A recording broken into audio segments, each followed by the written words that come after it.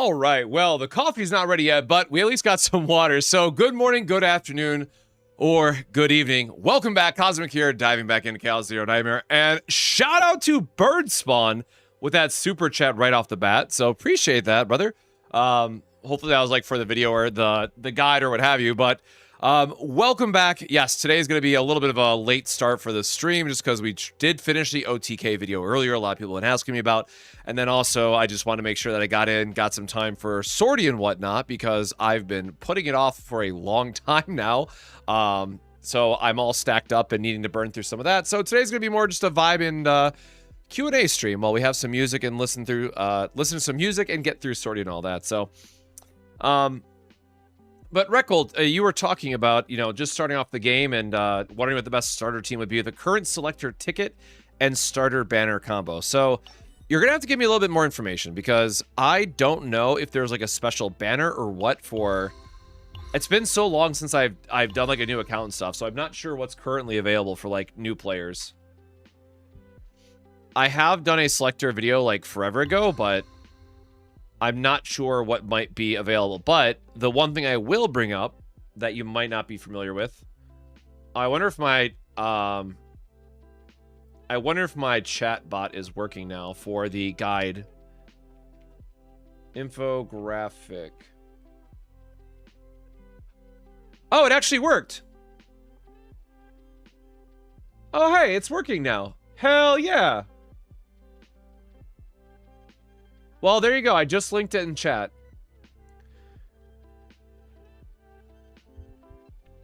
Usually pay creators I learn from, so thank you again. I do appreciate it. Like I said, I've been doing this like 12 years now, so my biggest thing is like I just enjoy making content that helps people enjoy whatever game they might be playing. That's TCGs, now it's gotchas, whatever it might be. I just want to make it easier for y'all to enjoy something. Whatever it might be, as long as, I'm also enjoying it along the way. Ryan, thank you. Hope your evening's going well. Appreciate the comment. It's the starting standard on a 20 times 10 pull.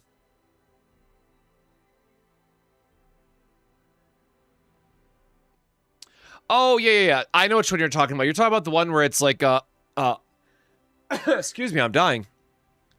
You're talking about the one where it's basically you pick Veronica. Yeah, so coming from card games, we call them one-turn kills. I guess other people might call them one-hit kills. Last time I brought this up, we went into this whole thing about like what should they actually be called. So the card gamer in me is going to win on that one. Anyways, I want to click on that though. So for new people who maybe have not seen it yet,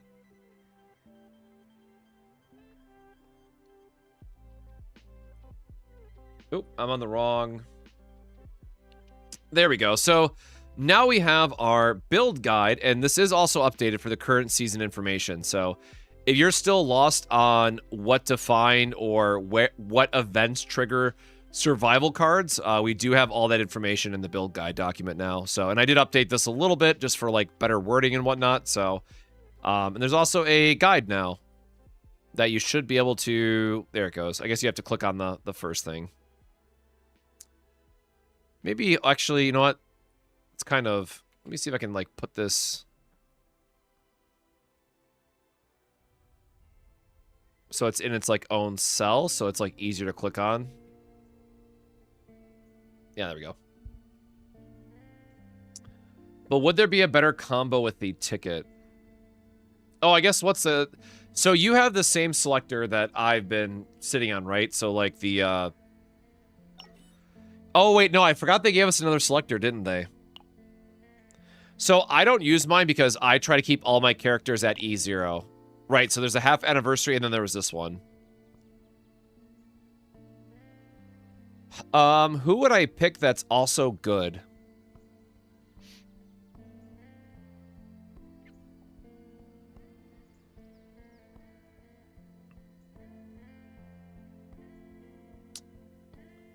Like, I think 9 is still very solid, but, like, Veronica 9 is not exactly... Yeah, I mean, there's nothing that's, like, super speaks to me from like a combo perspective. Like Veronica is going to be good. You're going to use her for like forever still. But in terms of other like super universal characters, it's really just Typhara is like the other outstanding one. Like, I guess I would say pick your favorite damage dealer that you want to use a lot.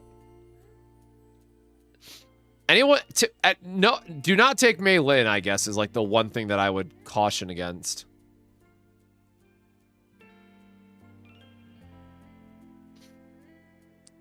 Yeah, Diana and Renoa is a very popular team that our friend Sue had put together, because Sue is the bullet player. So he can speak to that one quite a bit more. Typhara greater than Hugo? So the thing about Typhara is that she just can generate infinite action points, so infinite energy per turn.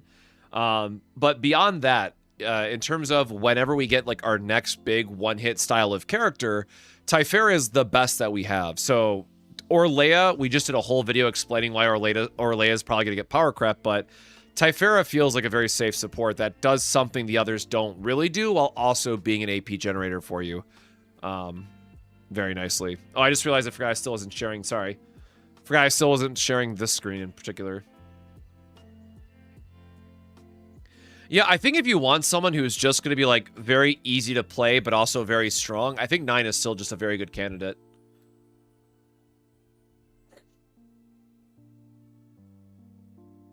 I personally really like Typhara because I have a build that actually works quite well with like soloing tower as well. So you can actually build Typhara as both like, hey, oops, all action points, or you can build her to be like an actual very good hybrid damage dealer and sustain style of character. So I might be a little bit biased, but I think Typhara is like the overall best because of she is a bit flexible.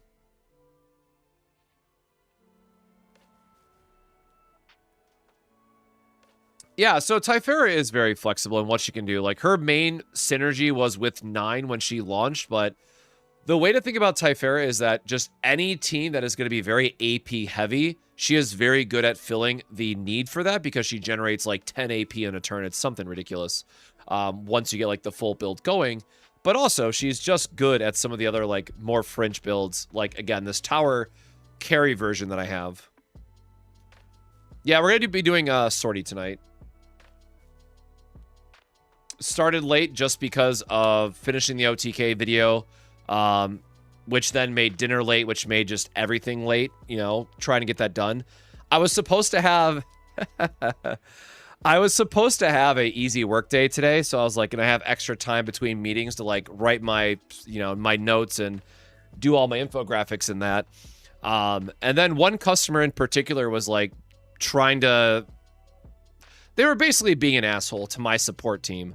So for the first time in like my 5 years at this company, I had to, per my last email, a customer, and I had to go through two rounds of revisions, or like vibe checks, basically, as we call it internally. It's like, look, I'm going to write a very not so nice email. Please read what I'm writing before I send it to the customer. So I had my boss and he had a coworker both looked at it. I'm just like, make sure I'm not out of line on this one. All right. But like, like, look, it is my day job to take shit from our customers every now and again because like I'm the guy that fixes stuff, right? And I get the people that fix stuff, I should say.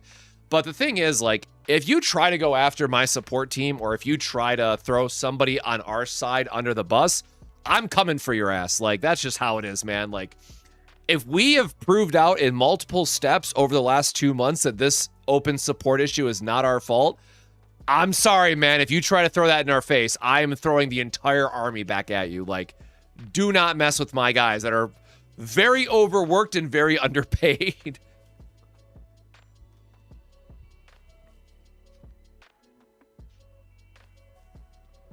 So, okay, that is actually a good point, though, Rec. I do think... So, again, it's very early to say, so I don't want people to take this as gospel, but based on the very limited leaks that we have so far, it does feel like Arabella is going to be a very, very AP-hungry character. And unfortunately, the only characters that we have to like really fix that is going to be either Typhera or the 2 AP Mika build, which is not exciting because it basically just kills a character slot. So I'm really curious to see the rest of her kit from a like AP balancing perspective, because again, it's not just do we have to pay the AP for our characters, right? It's also we have to pay the AP for all the desire cards that we also want to use in the turn. So like no matter what, you just assume that you're starting at 0 AP because you have 3 desire cards that you're likely all going to use in that turn. So it's really hard to say where that line is going to go. So of course, this also means we could potentially rely on something like Narja, who has her Bottomless Hunger build, but that gets a little bit more awkward in terms of like the cards have to be in your hand. You have to draw them in a certain sequencing where like Typhera is just, you literally spam her cards nonstop and suddenly you have 9 AP. The leaks were on Reddit. Now, again, I can talk about them to some degree, but like Smilegate has asked that any time that we talk about leaks, we always have to add like 10 billion disclaimers. Everything can end up changing. It's not final, all that stuff. So I generally don't like actually pulling them up on stream, but I can at least talk about them indirectly while also adding my disclaimers, right? So it's one of those things I don't want to come back to bite me, and I don't want to piss off Smilegate in any particular way, but it really does look like she's going to be a bit expensive for what her kit is. Because also keep in mind, right, for those who haven't like really gone into her kit, the long story short of it is that the whole season is based around Fracture, right? So the whole premise of her kit is either Olga and Hilde, or both, are going to be used to build up Fracture stacks with Arabella's ability to like gain an extra Fracture every time they gain one. So Arabella is going to help a little bit, and then Arabella has an attack that consumes Fractures. So it seems like that's going to be this weird build-up sequencing of, hey, you need to have all this AP generated every single turn, because keep in mind for Hilde's build, let's go back so I can actually have it on screen, right? For this build, like, I've already defaulted to saying, like, hey, your divines are probably going to be wasted on making the Fractures cost 0. But also keep in mind, this means that one of the Fracture arrows will not be free. So no matter what, if we're assuming that we're going to use Hilde, we're already at effectively -3 AP, or -4 AP if we also count in like the Vortex arrow. So we're already starting from such an AP negative, like a deficit, that I don't know how the answer isn't going to be Typhera or Mika AP2 for that last slot. So that's where like I keep going back and forth of like, I really want Olga to be good, but now Olga not only has to apply all these dots for free, she also has to be AP positive. I don't want to like, you know, crap on a future character that we basically know nothing about, but I don't know how they make Olga good for this kit. Like I truly don't.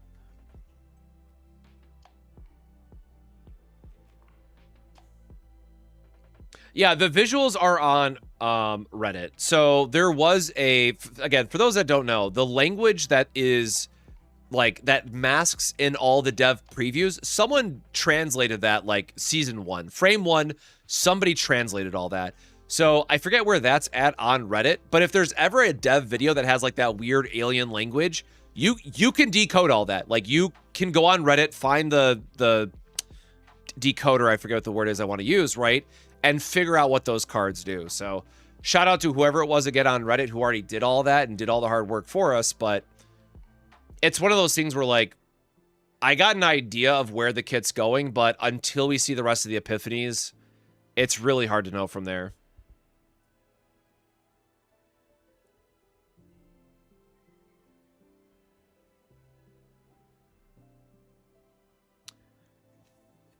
So the hard part about Arabella is that we don't know exactly how her kit is going to work if she can easily apply Fractures herself. So you will likely want Hilde or Olga to go with her as well.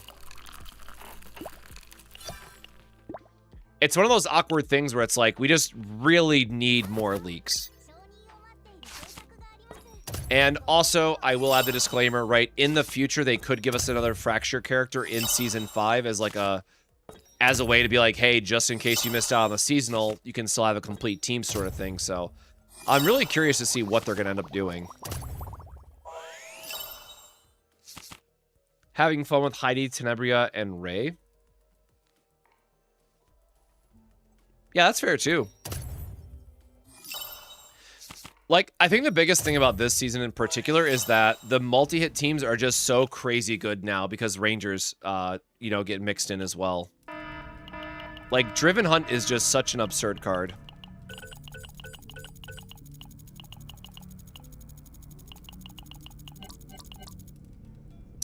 We always want the materials. Okay, we have no... Did I already buy the weekly stuff? Okay, well, oops, meant to do that. This is how behind I am on everything, apparently. I will just buy these out now before I forget. Oops. Also, I don't recommend buying these, but it's, like, stuck in the back of my brain, man. I always try to buy these. They might be relevant in the future, right?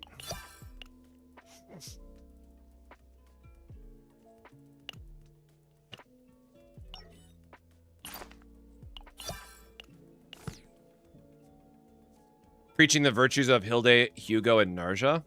Yeah, like, I think right now, so just because she gives a free buff, right? Hilde is just so good on so many teams. The fact that you get Ionization, the fact that you get Driven Hunt, and you can get all the extra draw, and you can also put in a Divine Quick Shelling to make her AP neutral is absolutely insane. Thank you very much. Oh, we hot. Ooh. I grabbed that very poorly.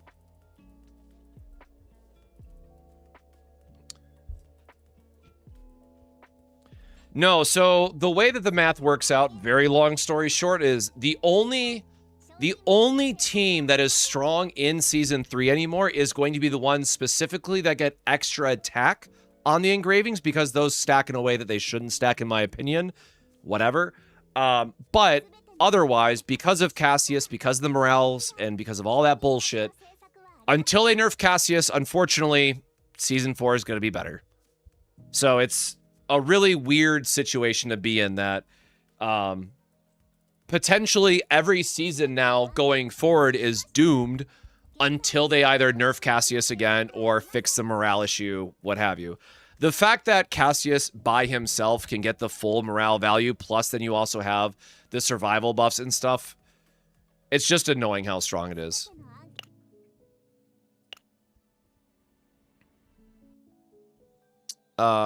Simulation, we gotta farm our personas.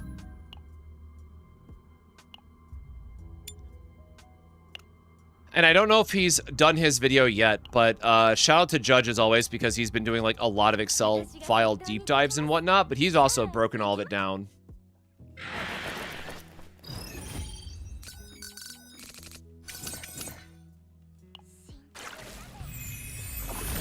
It does make you wonder how they're going to balance Driven Hunt in the next season, though. Oh, I guess I can close out of the build dock now, though, while I'm thinking about it.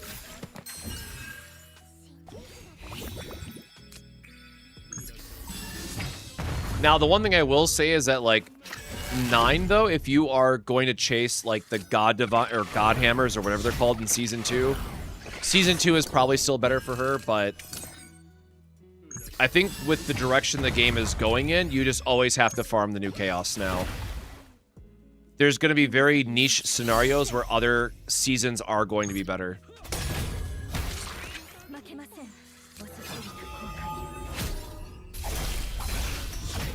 Oh, I have the wrong build on, I just realized. My bad. I'm like, something about this is not right.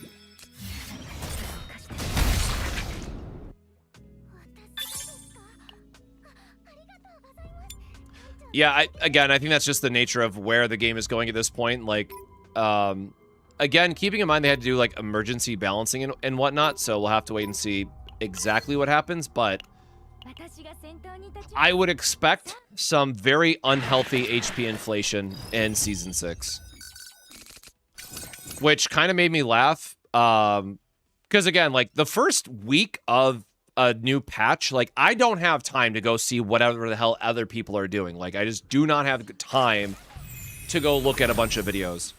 But I noticed that everybody was doing like, oh my god, 9 out of 9 first turn kills and all this other stuff. But then if you think about it, and if you think about the emergency buffs, man, the devs didn't balance the HP after they buffed everything. So like, this is the easiest Nebula Distortion we've ever had since the game launched. Like, hopefully, we're gonna see a little bit of a challenge increase for the next season. So like, yeah, of course everyone's doing first turn kills. We have Season 3 power level, man. Not with the power level they actually expected it to be when those bosses were designed. You, like, sneeze and the boss dies at 9 out of 9 now. But again, it gets clicks. Obviously, I should have done it as well, but oops. I wasted too much time doing all the Desire videos, to be honest. But then again, that's fine, because I'm sure that the Desire videos will do better long-term and will be more beneficial to more players, which is the important part.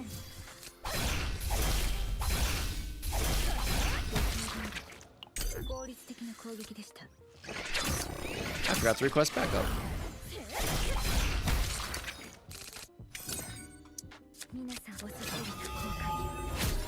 Oh wait, that's the select a card one. My bad.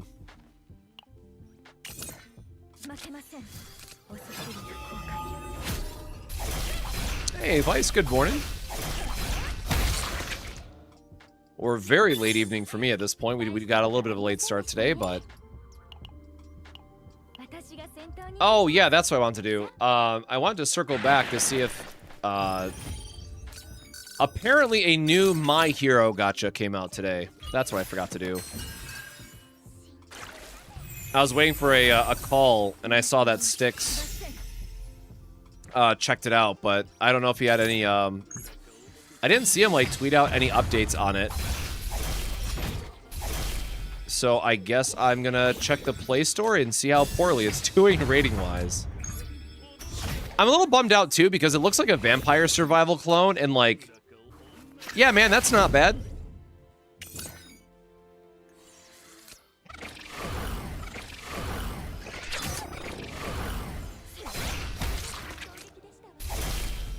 Oh, it actually has decent ratings, I guess?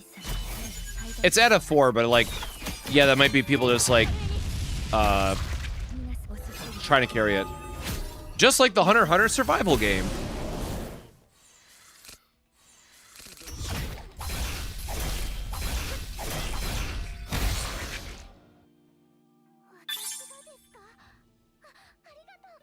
Okay, yeah, it's a bunch of fake reviews. Oh, it's unfortunate because, like, I love Vampire Survivors and, like, the idea of it. And I think it could be, like, fine to do a gacha that way. But there was the Hunter x Hunter one. There's a My Hero one. I believe they're also doing a JJK one where it's like, okay, like, obviously this is just not a real... This is just a cash grab. Call it like it is, right? Like, there's not really a lot of effort being put into this if there's this many of them coming out back to back.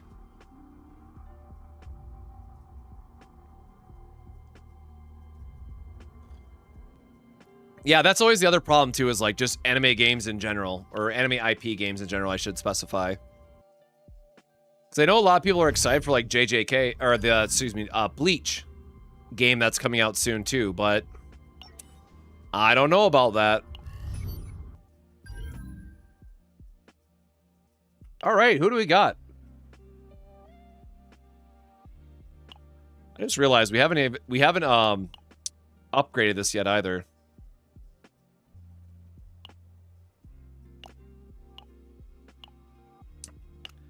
I always like buying the discounted core potentials because, man, those are just expensive and really good at what they do otherwise. But beyond that, I mean, we're all in on buying abyssal cores because we just always need abyssal cores.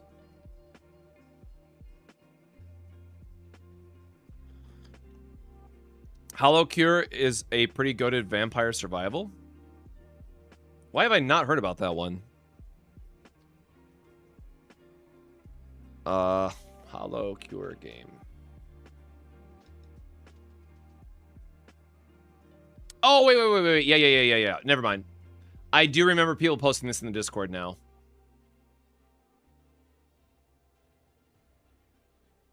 Does Typhera provide enough healing if paired with Hugo while waiting to pull Arabella? Yeah, she definitely can provide enough healing. What mods do I run in Sortie? Yo, I am just we're here to vibe, see some cool interactions, and get some black mass. Like, I am not a hardcore sweater of it, so I am very much just I like doing 80 because you get a little bit more black mass, but nah, we're here for the vibes. Oh, who's drafted again?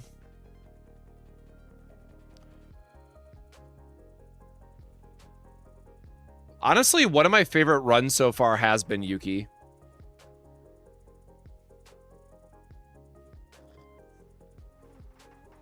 Felipe getting free vulture ejection is actually pretty sick. But I mean, she's going to be listed as defensive, right? Not core. Or protection, whatever it's called. Who do they have? Faye, Tenebria, Serennial. All right, Kayron being listed as core is kind of funny. I guess Rin makes sense. I mean, let's use Calipe, I guess. If I could talk.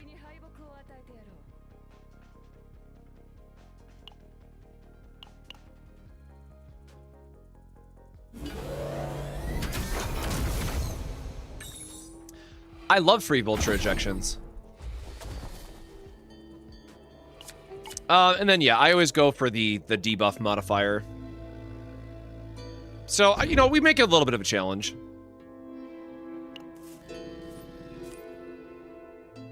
We'll see what they end up giving us here.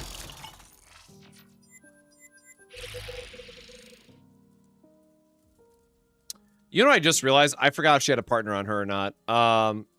Now, again, here's the awkward part. Like, the healing just does not hold up well for Narja. In Sortie mode in particular. They did buff Orlea, which can be nice. I really don't want to go Faye. I mean, I guess we could go like an all-in. Oh wait, no, because we don't want to pick Amir first. We'd want to pick Amir second. I'm like, dang, we could go into an all-in like defensive style of build with like metallization and stuff, but that feels a little bit risky with just the two of them. You know what? We're just gonna take Orlea, I guess. I would have liked Mika for my free healing because I have her upgraded, but we'll see how this goes. Now, the one other rule that I always do is I always take the first upgraded enemy just for the sake of trying to get, like, the mythic gear for items. So, between the two, I guess this one gives us a rest, right? This one gives us a rest before the boss, so sure.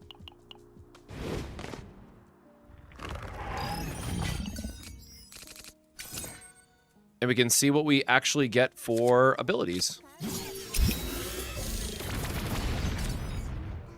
Really great time buff there. Oh, I forgot the retain. I always get these backwards of shield versus retain every time.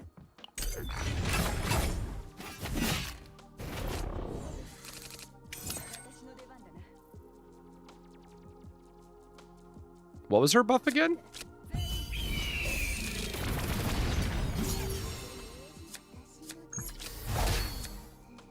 Ah, sure, let's hold the other one. Like, Orlea's not really doing any damage for us, but we can pretend that it's going to do something, right? Double up on shield. I guess we could have done... We could have gone for the growth acceleration because it's also a 2, but... I feel like this should be a pretty safe run, all things considered. Well, we do get the softy, I guess, but again, that doesn't really help us when we're going to be spamming out a bunch of stuff. All these feel like a skip for now. We are full, so we are going to take an early flash, actually. And realistically, just looking for the split damage that deals more. I mean, shield for card in hand can work really well. So I guess that's going to be our option.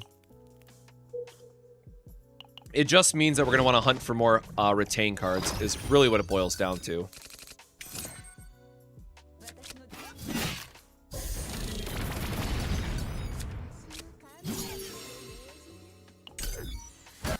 Or, again, because we have the creations, that'll, of course, help our hand size here as well.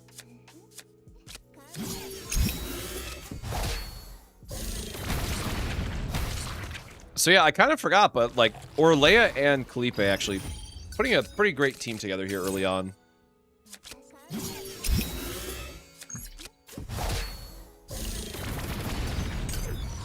That cost change do be kind of rough, but thankfully with Celestial, we're able to, you know, play a different card as a 2 cost and not feel too terrible about it.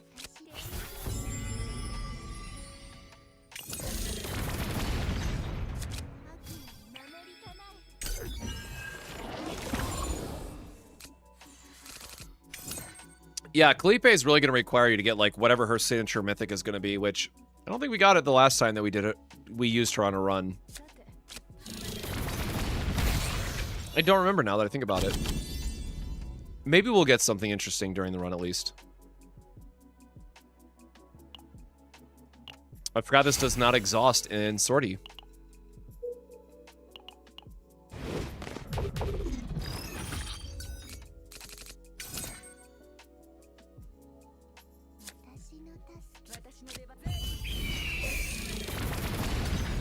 And unfortunately not a 2 cost here to make use of it. Hey Sin, welcome on in. Hope you're doing well.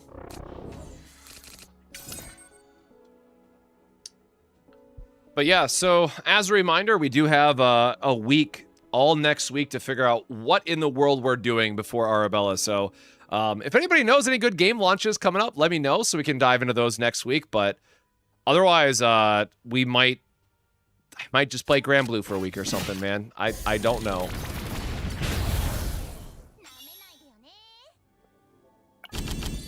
What do you do with your E5 Orlea now? I mean, she's actually still quite good on a lot of teams. Or wait, no, that's the other one. We want the infinite scaling attack card that Kalipe has if we're gonna get any of those variations.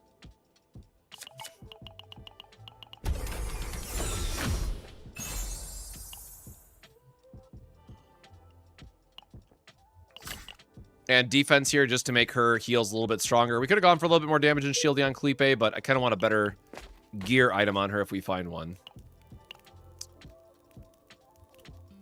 I'm really tempted to just go for the Divine, if I'm being honest. Guaranteed critical. Ravage doesn't really do anything. Alright, yeah, I guess. I mean, more damage is more damage, right? I shouldn't complain. Now I just need to make sure we find a way to copy it, really.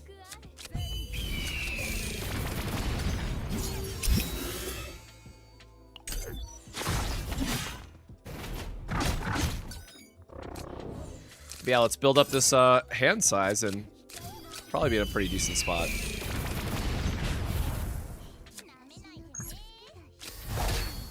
Dang, almost. I guess our crit values are going to be pretty low. It's very unrealistic that we actually kill something there.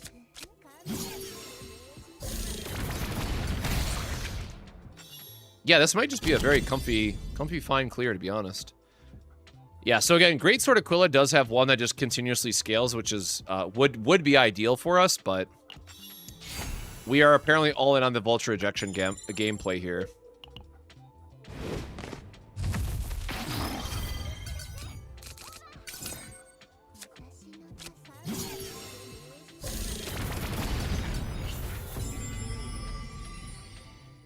I mean, getting a heal doesn't do anything for us, right?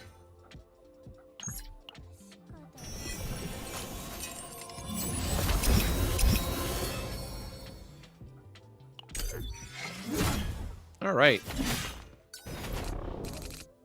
So now we should have enough to at least get by with our hand. And we got the big boy trio, so we're feeling pretty good.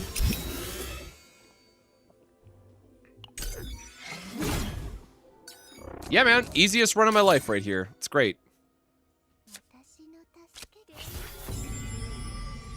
And just because I can. Aw, boo. Not doing as much as one would hope, but...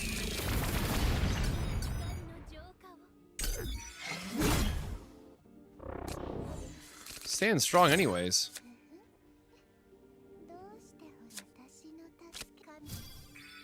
Trying to make sure we cast the Vulture Ejections for free, but... Unfortunately, the rest of the hand just ends up lackluster. Alright, we gotta get some, we gotta actually kill this guy, man.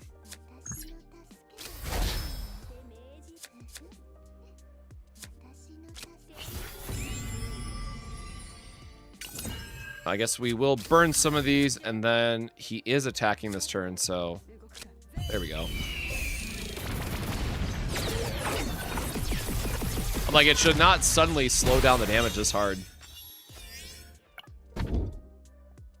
Create one random monster card. Decrease cost of that by 1. Sure, man. Crystallization, I mean, is cute. We'd never want annoying. That's the 10%. Yeah, that's whatever. Oh, it's exhaust. You know what? It's exhaust too, sure. A little bit more shielding because why not? Well, not... I mean, it's generic, right? That's fine. That is a damage amp is damage amp and we're happy moment.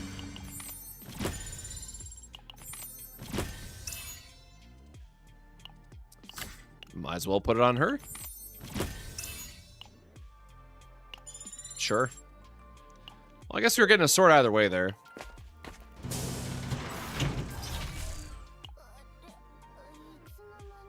Definitely want to clear out some, you know, bad cards we don't need when we can. So I will go ahead and remove one of Orlea's attacks because she sure don't need it.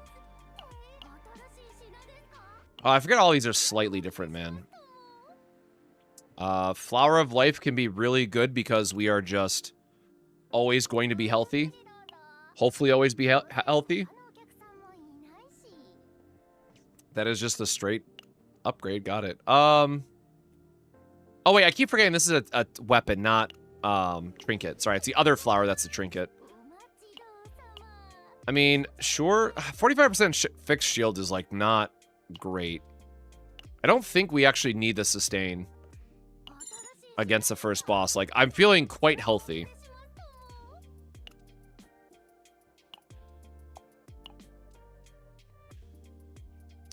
Damn, 3 resolve? Hello.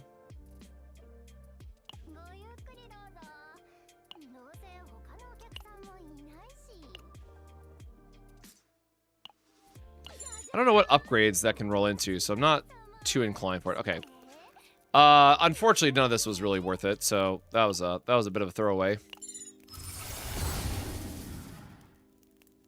Okay, there you go. We got the split one, which is kind of more of what we wanted, right? Should be fun.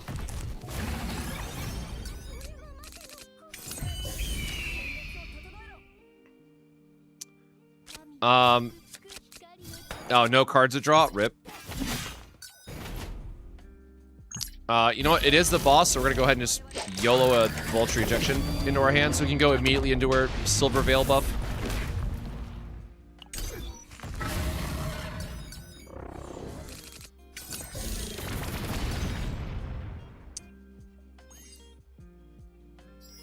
Dang. Alright, well, we're getting burned by the cost effect. Understood.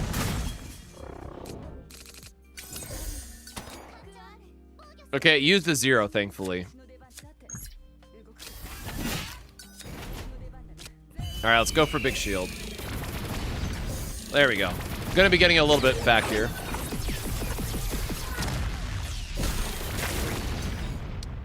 Resolve just boosts the amount that your shields gain off the effect. So Resolve stacking is actually super busted with Narja's multi-shield gain card, where it's just kind of okay in like every other situation.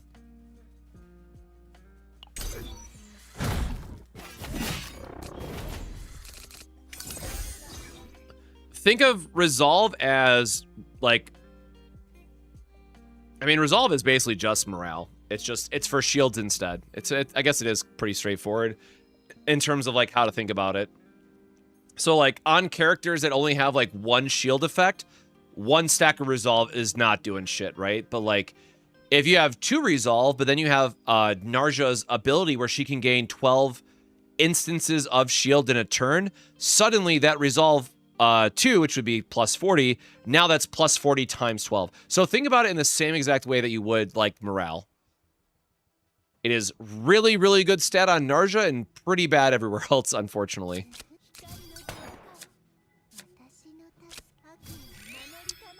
Man, these hands be haters today.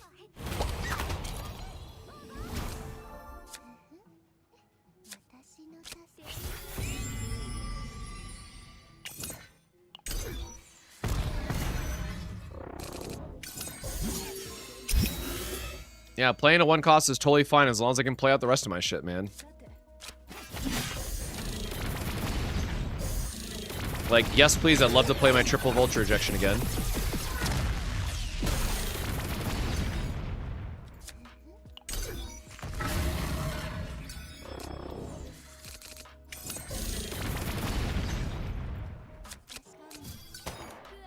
The fact that it burns it burns at 3 cost and then doesn't trigger the celestial is such BS, man.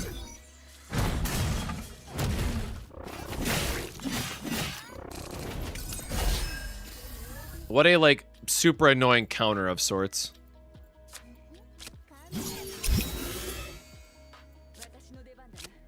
Do that just to gain the most amount of shield possible, I guess.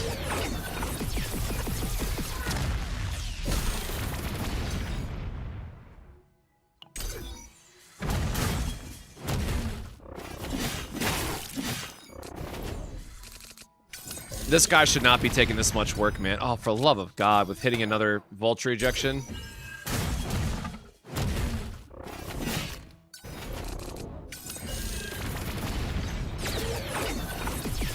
We might just die to very bad RNG, I guess.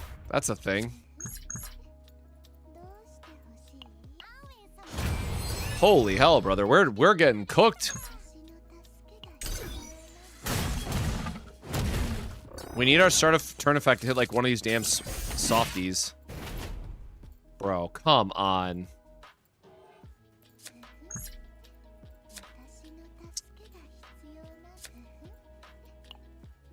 And nothing left in the deck that could even help us. Okay, well, getting sturdy there was nice, like, super late.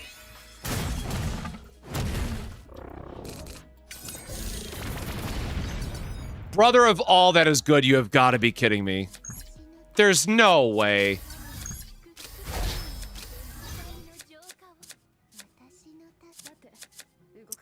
The odds of that happening, actually insane.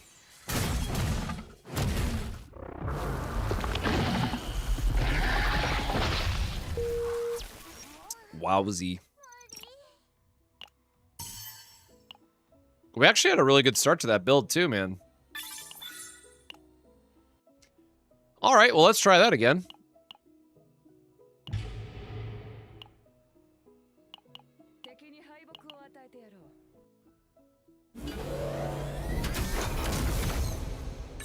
Will I update my spreadsheet with build codes?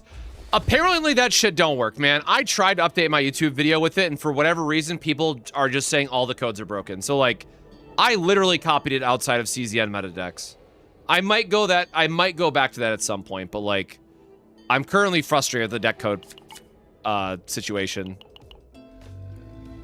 Also, the other thing is, like, they're not complete decks. I know I do stress that in the document in quite a few places, but it does feel a little bit bad to, like, provide an incomplete build deck code.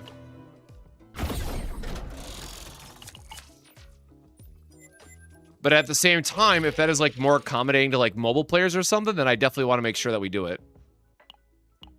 Yeah, I am just running back the same team, man.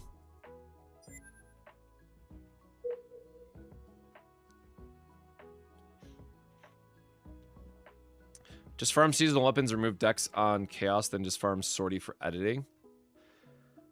So, the way that I always, like, would recommend people to farm stuff, and let me grab... where's my tab?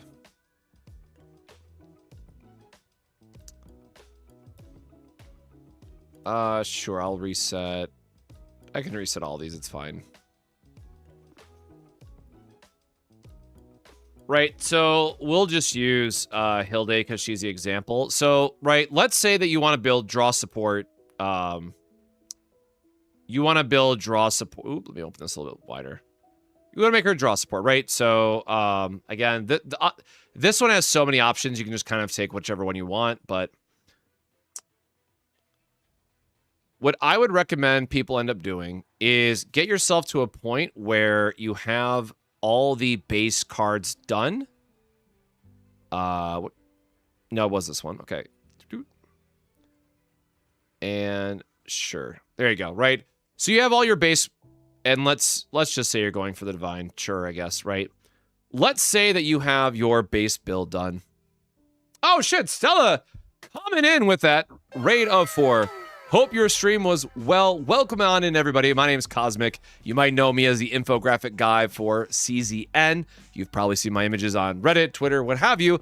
And we're just going over how to build decks in Chaos. Got her in 20? Hell yeah. So what I would recommend is farm Chaos until you get a base deck. Now, to me, a base deck means you have got the right copy target and you have the right base epiphany on each one of them. Because when you factor in something like, oh, this one wants a 1 AP divine, it's actually quite common to get this. So it's very easy to go back and get this divine in particular. So the benefit of this is that if you notice up here, it only takes 100 memory points to get this base build, which means you can go on difficulty 7, right, and do like a tier, what is that, 10, and have enough memory fragment or memory points to build this out. Now, if you add divines, or maybe you get stupid lucky on a run, you get the right divine, the right epiphany, then yeah, sometimes you're gonna wish that you would have gotten a higher, tier threshold to have a higher point cap. But when you get out of that run and you have your save data, you can then edit your save data up to 180 points. So I do recommend getting a base build and then just going into Sortie and farming the black mass for it. That is my recommendation.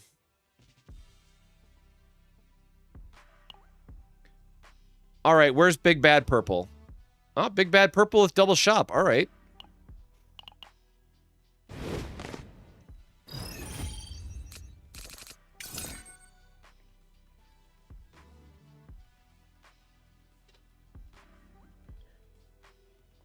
I wouldn't even say worry about the divine per se. I would just make sure you get the right base epiphanies. If you just happen to get the right divine on the right card as well, just you won the lotto.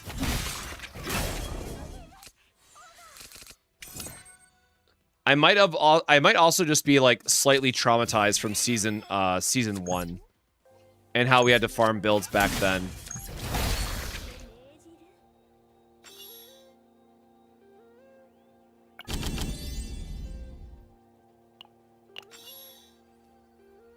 It gives 4 fracture per arrow using this build. No, fracture is always a 1 per arrow thing. So you would get 12 stacks of fracture, and then you can run the is it like an upgrade that gives extra fracture? I forget. Or no, it's her draw card that gives you extra fractures on hit, I think it is. But yeah, in season 1, we used to reset until you got the right base and the right divine. And let me tell y'all, that was not a good time. Like, it is honestly just silly to think about how far the game has come.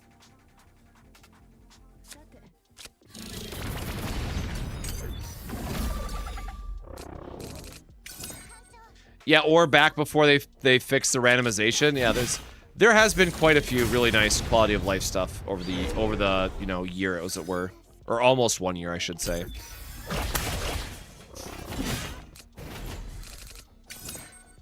Yeah, the only editing that you should be doing is divines, in my opinion.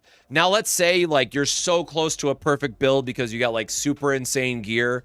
Then, yeah, if you want to spend a little bit more time farming black mass and use, like, the duplicate item or otherwise, by all means, go for it. But, again, for me, especially as someone who does, like, a lot of guides and character builds every single season, I will just build any deck until I need divines, and then I'll spend the black mass for it.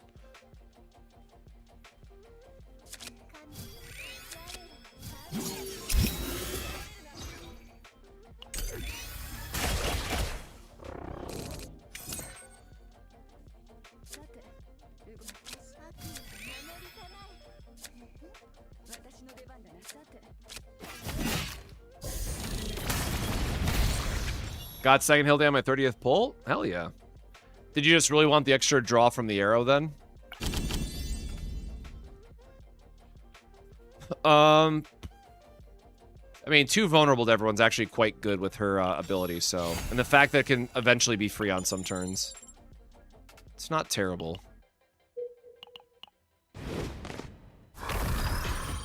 Yeah, never try to roll for the divines. Oh my god. I'm still thinking about that poor Yuki player from yesterday.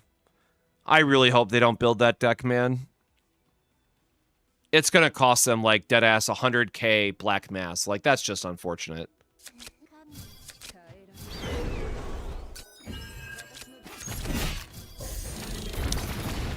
But again, I did my part, and I warned them about doing that build, so... If they willingly choose to go for it after that, that is all on them.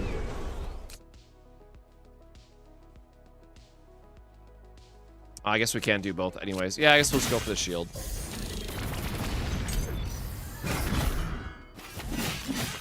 No, even worse. They're going for the weakness attack one.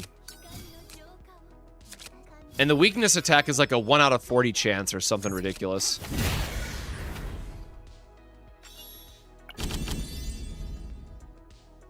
That might be one of those cases where it's actually better to use the copy and not the divine.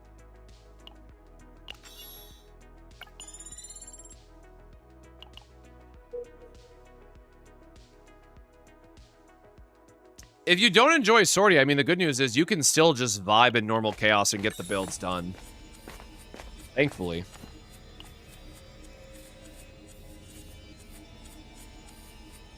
Oh, that's actually really good for, sure.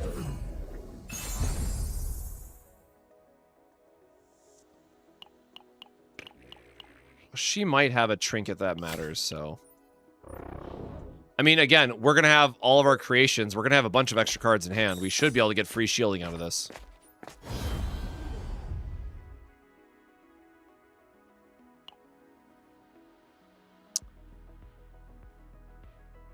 I mean, sure, I guess. The increased health is tempting, but I'd rather just get some base stats here. We'll get counterattack stuff through the run anyways.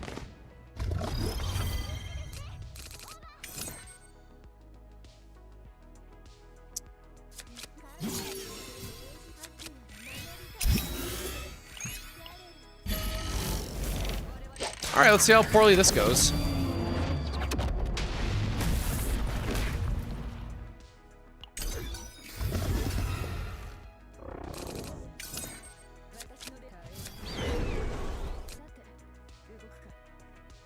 Alright.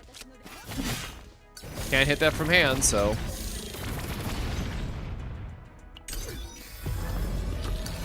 Yeah, I mean, at this point, I think we should be fine. Like, his stress is gonna ramp up, but we get all the extra shielding, which is good. Or we just don't get a 2-cost, I guess. That's kind of unfortunate.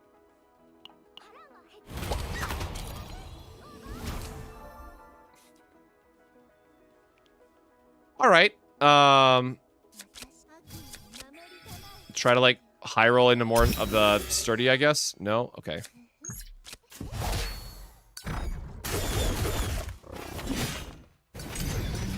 Oh, sure, we get a little bit of heal off that counterattack. Great.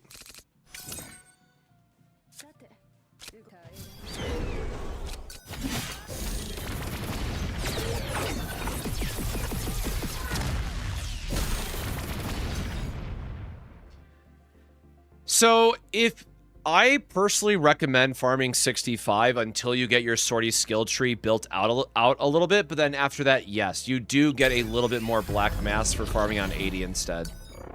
As well as you add difficulty tiers and stuff, right?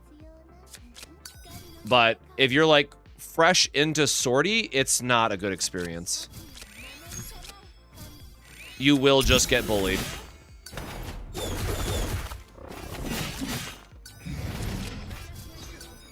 Man, this guy is kind of being a bit rude, huh?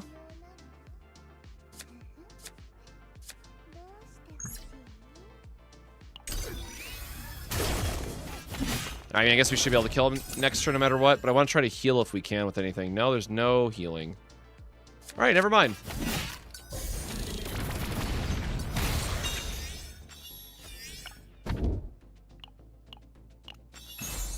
I like, ooh.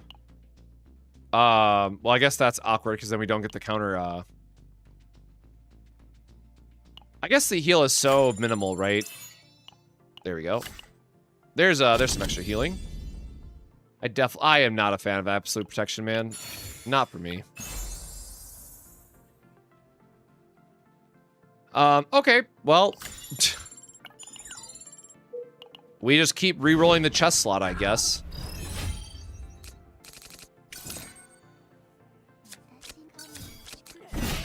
I would, in fact, like my, you know, extra shield values.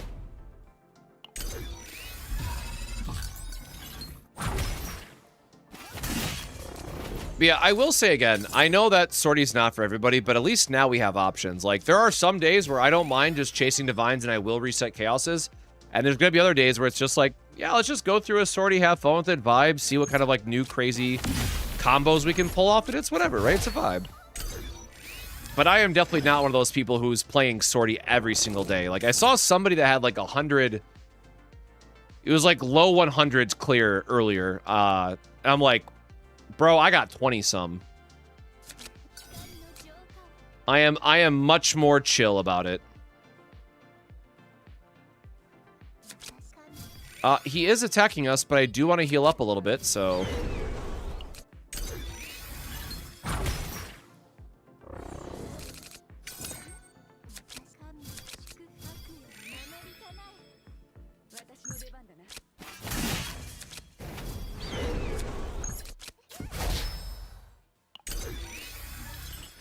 Alright, I mean, we're just gonna passively heal up, I guess. Oh my god, we don't have a 0 again. What am I doing? I was like, oh, I want to cap out my health here, but then I just realized we have no 0 to attack with. And I'm not wasting a skill on it.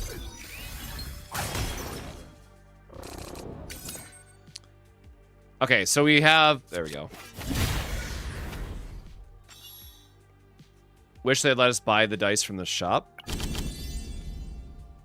They let us buy the dice from the shop. Wait, what dice? Do not want any of those either. I was reading on Reddit that devs are giving less pulls per patch nowadays. I think around 55. Do I think that's the case? So, again, full disclaimer, I have no idea. I'm in the creator program, so I have a surplus of gems because their creator program is very generous. Again, at least compared to everything else that I've checked out on the market. So I am not a frame of reference, unfortunately, for that. I have not seen any... Oh, you mean delegations? I have not seen any, like I know that, Genshin, like, there's always people who do, like, that infographic of, like, how many pulls you get from everything in a patch. I haven't seen anyone do that for CZN, so if one exists, let me know. But I personally cannot confirm either way.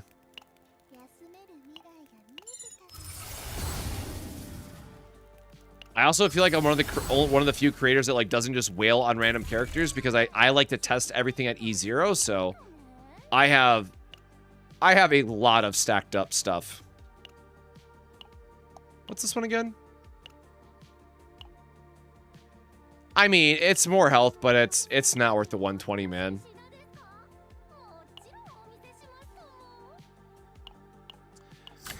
Okay, Arbor is really good. Like, just free, Damn. Okay. Okay.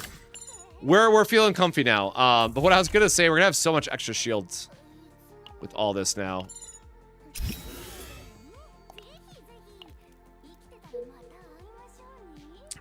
Sure, let's do random. Oh, there's one more shop I forgot. Yes, that is the one difference. I do have E0. Oh, neat.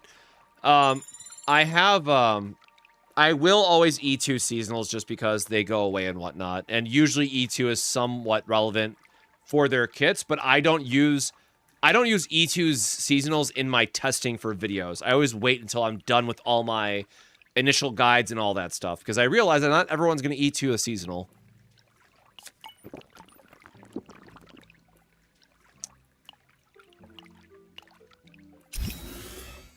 The obligatory, like, you know, your mileage may vary sort of thing. We're full health. I mean, we're kind of stressed, but I'd rather try to get... Don't give me bullshit, man.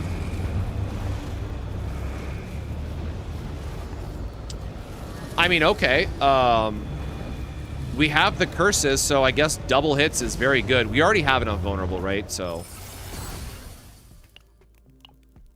Sick. Oh, isn't this the guy that you randomly die to if you accidentally kill the ads, like, on the wrong turn or whatever? I suddenly remember dying to this guy a lot. That's probably not a good sign.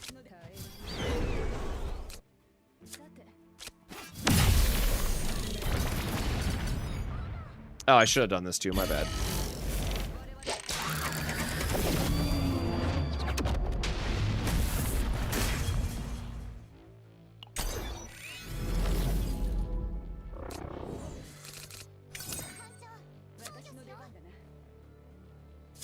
There we go. Okay, now I got my curse online, thankfully. Oh, let's get our shield gain going.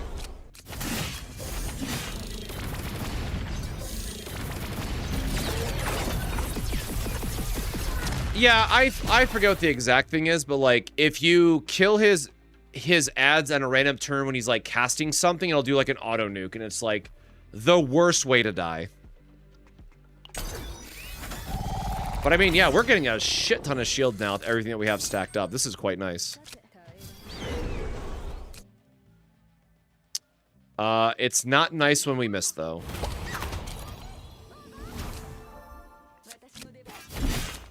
Never punished. And yeah, it's really nice that we have the vulnerables that just keep stacking for us.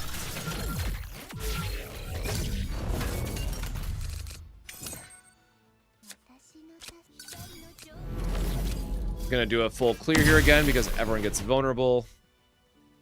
Hello? Oh shit, it reduced the cost. I was not paying close enough attention. That is a bummer. Oh well, we have enough extra cards in hand to get the effect, so. Yep. That hurts a lot, but we should just be able to slice for a win. There we go.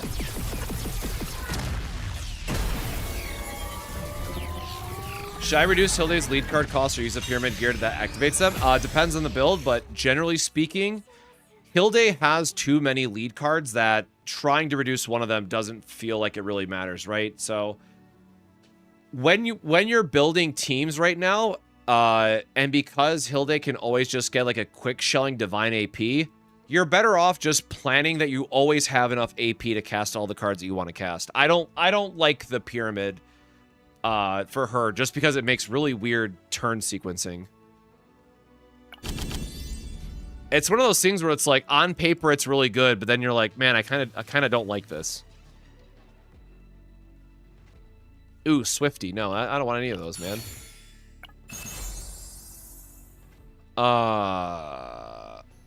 We already have 1 billion shields, right? You know what? Sure. Our second turns are going to be so tanky. It's going to be great.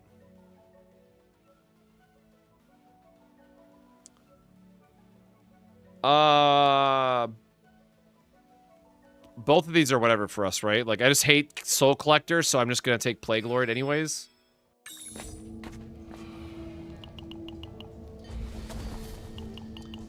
Alright, who do you got for me, sir?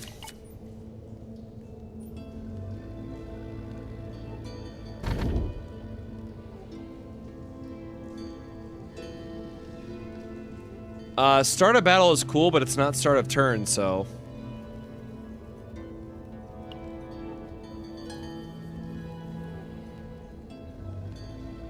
We do not care about basics. Oh, I mean, Fate is really good with Kalipe, because again, it's damage, shields, and heal, which is going to boost a lot of what she's doing. And again, Prismatic Fates is always good, but we don't have the other ones. And if I remember correctly, they did nerf Prismatic. In terms of, like, the points, where, like, this doesn't matter as much anymore.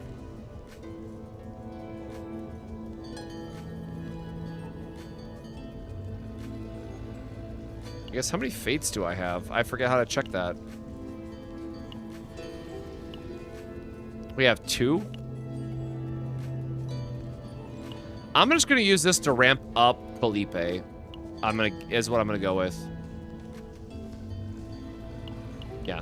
We're gonna try to build this up to make Felipe deal more damage and gain more shield. Alright, who's gonna join us? God, but we only get 2 cards for Adelheid? Well, not you, for sure. Oh, because she's attack, right? That's why it's recommending it. And it would give us... Okay, a power charge would be sick, actually, man. Power charge and anchor shot, just so we can more reliably trigger Celestial, would be low-key good.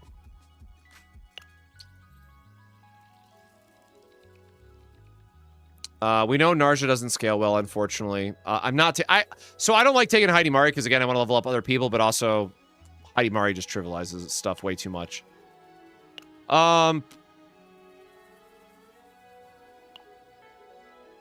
Like, there's no way that it's going to give me lift, anchor, and charge energy, right? Like, it should absolutely give us one of the attacks. So I haven't done this enough to know if it could, like, brick a character that they give you. I mean, yeah, but we can make we can make Kalipe do enough. Like, we've made Yuki clear of all things, so like I feel confident that we can get Kalipe there as well. Yeah, like eventually you just get tired of using Hidimari. Yeah, but I want to use Haru because I'm curious to see if what happens with when you select her late. Okay, maybe it just like always gives you anchor. Oh, Jesus. Okay. Or wait, which one's... Oh, on critical hit, move to hand?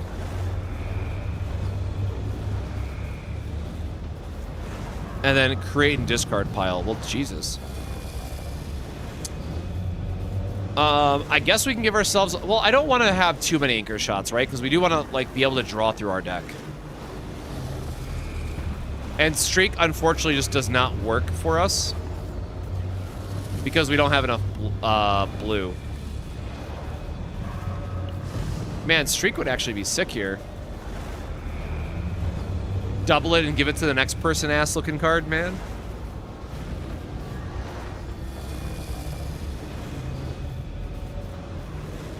I guess we could copy it at some point. All right, no, we're just going to go for our... We're going to try to build out a couple anchors, I guess. And it does give us power charge as the other one. Damn.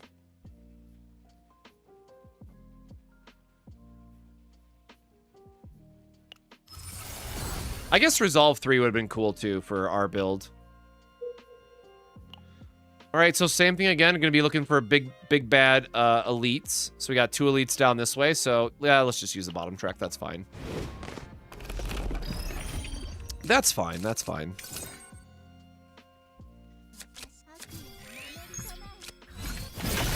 Bonk. Yeah, I just want to get our health up a little bit, see where this this goes. Another vulture ejection. I mean, can't go wrong, I guess.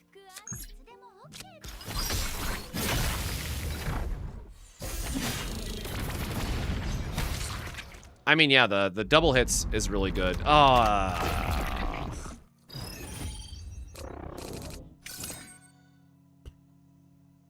God, can we even do enough damage?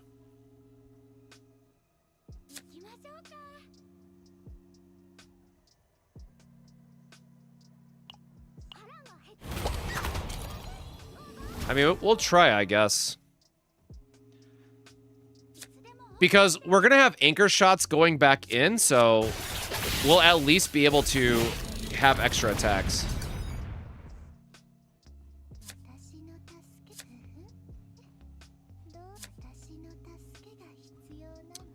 I guess, like, the creations are not going to help us.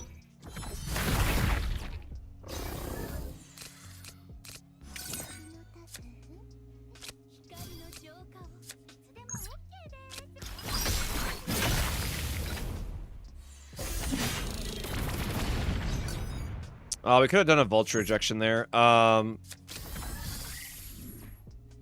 Forget which one was the 0.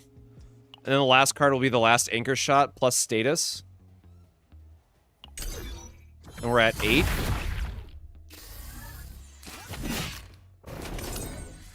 Yep, perfect.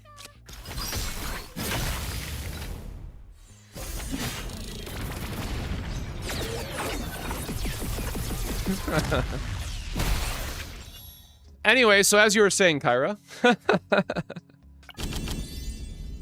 What do we got? What do we got? Decrease cost by 1 is whatever. We can't even use... it uses all of our AP. I wish I had, like, double streak, right? To get a cost... I mean, we could cost reduce a divine on it, I guess. But 3 morale just does not do a lot for this build in particular. And vulture ejections, I want to always make sure we're getting the split ones instead.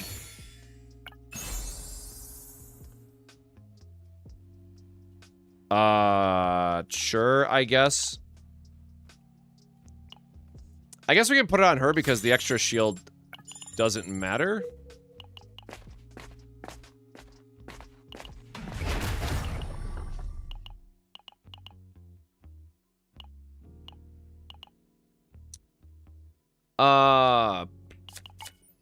I'll just take my 80 and be done with it.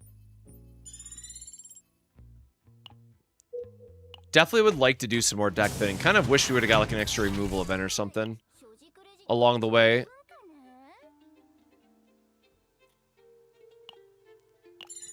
I guess the lashing at this point. Critical chance 30 is not terrible, and it's an 84.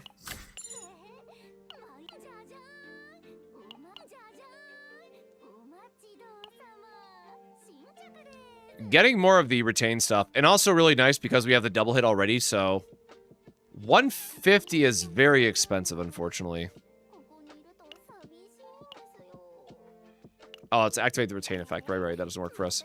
Yeah, we're gonna be a bit greedy, I guess. That's fine.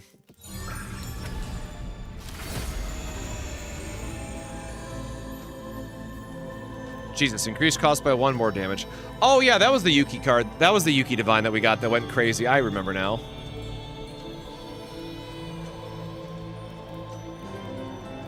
When using an ego skill, decrease cost of this by 1 versus this decreases ego skill. Okay, I see. I don't think there's ever a world where we care about the extra damage, to be honest. Like, we always want to have a 2 cost card plus 1 of anything else. I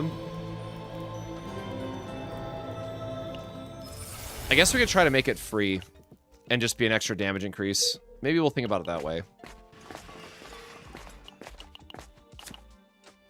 Yeah, man, just give me more credits. That's fine. Yep, okay, so double elite here.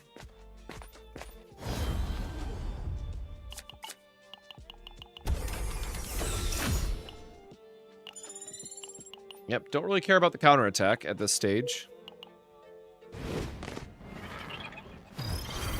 Oh, hello, Mr. Corruption Idiot.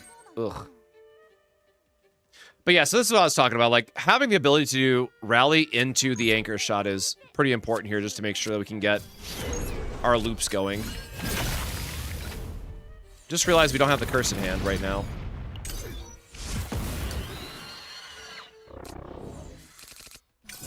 There it is.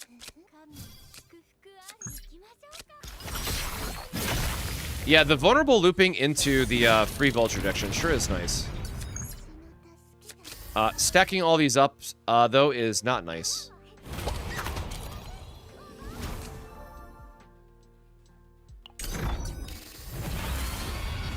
I'm just trying to get whatever shielding I can, and then on our next turn we should be fine to do big bonk.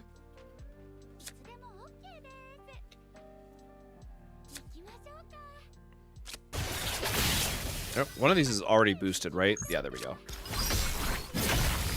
Can't take the contamination damage if they're dead. Exhaust all cards in hand, draw 3, man. Like, I do love me a good draw 3, but I feel like this is gonna be way too hard to set up with our AP heavy hand. There you go, create a monster card. Hell yeah. We don't have any creation stuff. Oh, sure. Yeah, just our anchor pointer is a very solid one to pick up, just to make sure our damage is up.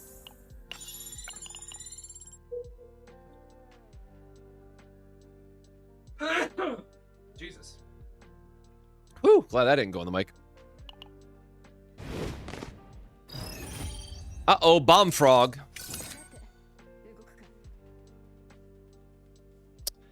Man, don't give us the agony card of all things. Like, that's rude.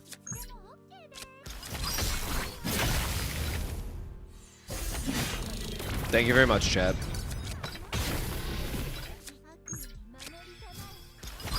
Oh yeah, this is how I remember that my Haru is, my Haru is E2, isn't she? Because I just got the anchor cast there for a reduction effect. Alright, Haru. Haru keeping it real for us. Nope.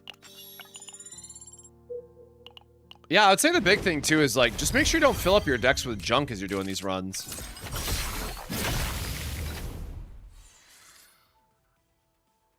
Huh? By 1 until used. Okay, so it should make it 0? Is it every time I use a shield? Hold on. Yeah, okay. Literally every turn. Solid. Yeah, sure, man. Whatever. Love that.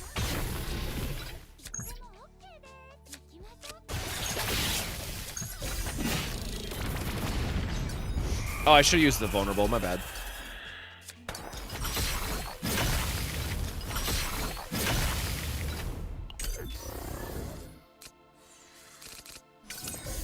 Another one of the auto casts, unfortunately. Thankfully, it hits one that didn't matter to hit, so that's great.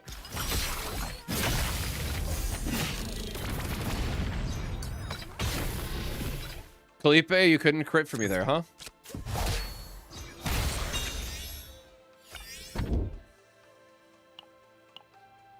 I guess we would have gotten the Prismatic Fates if we kept down this... The start of turn, activate this card in hand. Damage...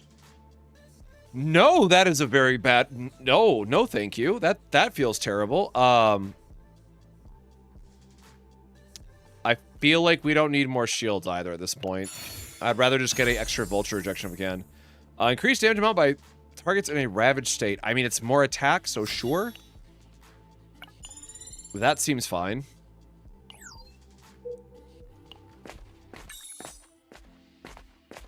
Late portal? Or I guess there's 3 floors, but... More money? It's more health. You just take it at this stage. That's fine. No, never mind. We are not getting rid of our shield gain stuff. Okay, so... Easy removal, I guess. I mean, yeah, we're always going to be using Anchor Shot, so we can get rid of the last basic here. That's fine.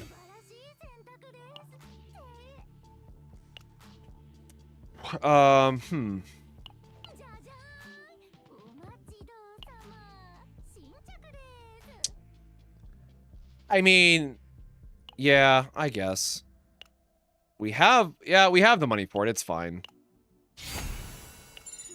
We have so much damage amp going into our stuff at this point. Oh, there's the cape finally. I do love the extra draw at the start.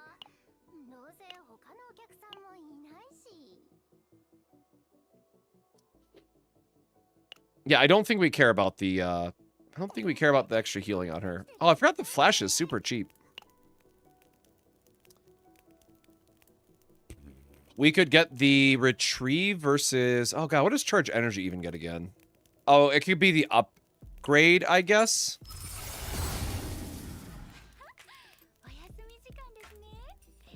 Oh, damn. Drawing one card of this unit's also sick.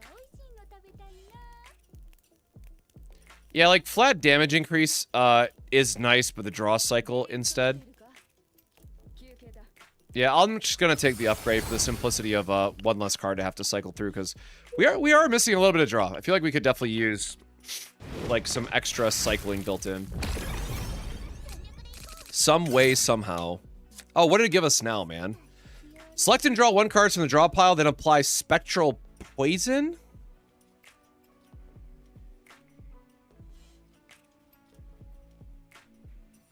No. No. Just no, dude. That's not what we wanted.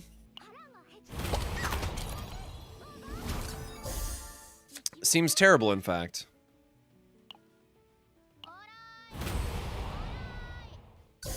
Sure, we'll just make this free while we're at it. I guess there's no way around this, actually. I mean, I guess we can make it cost 0, right? Just to try to get into... Okay, that was actually quite good for us.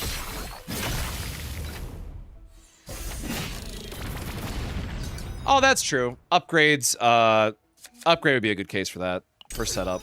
I guess it is just like a weird Joker, right? That is very fair.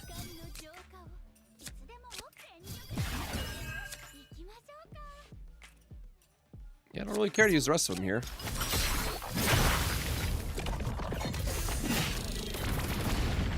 I mean, yeah, as we're seeing in real time, turns out double hit goes crazy.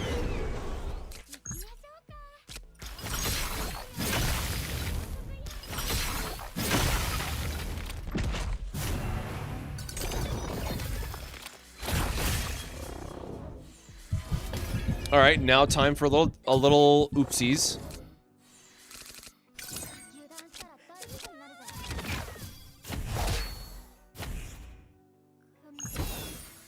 Okay. Never mind, comes back on the very next card after I assume that she just wouldn't.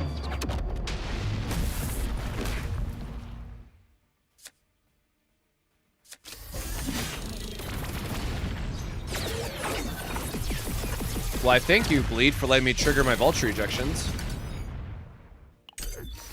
When using Fracture, do you scale with damage over time substats on fragments? Great question. I'm pretty sure it does. I forget the exact wording on it now, though. There's not, it's hard because there's not really, like, a good reason to build out damage over time, at least for right now. Because Fracture, at least based on the leak, if I remember correctly, she only cares about the number of fractures and then it just detonates, but it sounds like it'll be detonating through her card. So, like, you just want crit chance and crit damage because the fracture effect itself can crit. It's not fixed damage. So that's where things get a little bit awkward in terms of, like, planning for Arabella.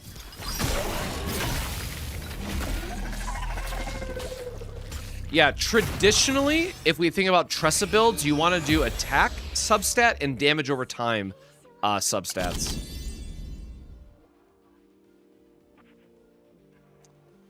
I guess, yeah, sure. A setup card's fine to pick up here.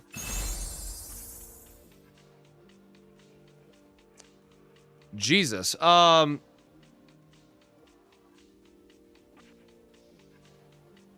What chess piece does she have again? Oh, yeah, sure, dude. Let me just take the crown. Whatever. Let me not overthink this, right? Let's just pick the obvious one.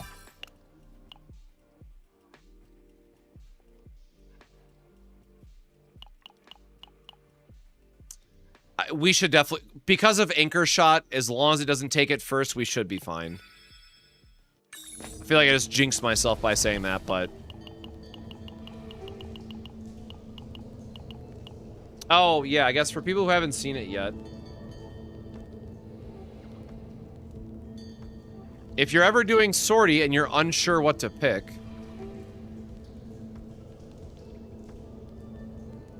if this wants to load...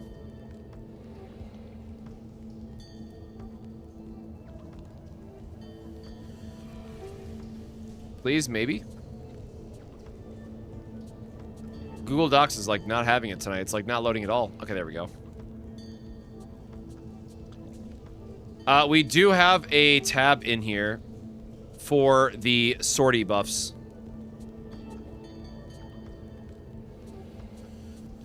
Maybe? There they are.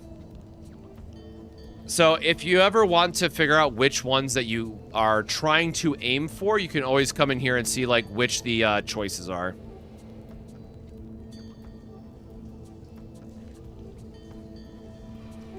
We don't really care about exhaustion. 5 or more AP cards are drawn to AP.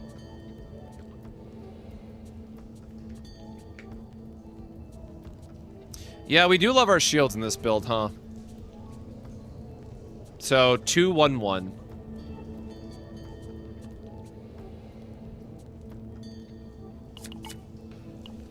And hopefully this works.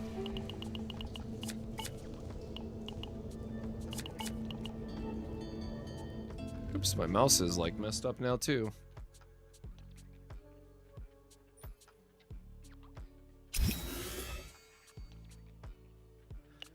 Now, unfortunately, our anchor shots are also going to do a lot less damage because we don't have a curse anymore.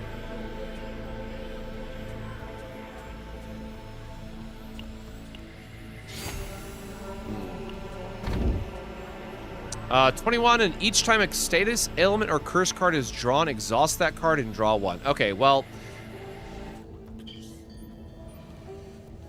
Our anchors are not looking too good no more, unfortunately. The double hit was holding us up.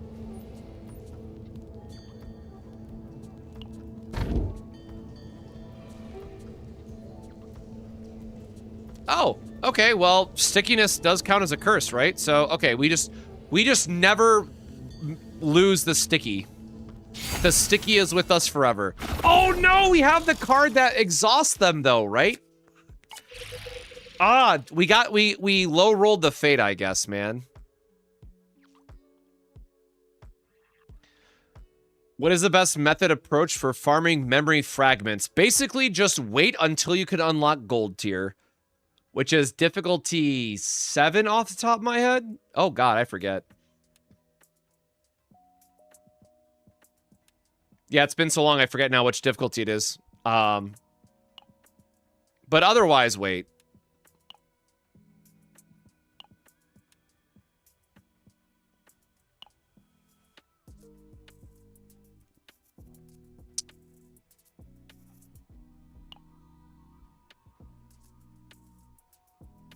I mean, sure, man. I guess it's a mirror.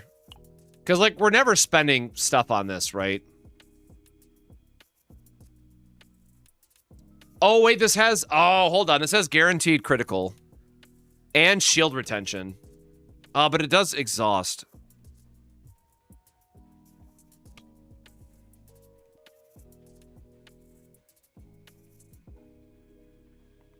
I guess Ice Shield does work, or Ice Wall does work.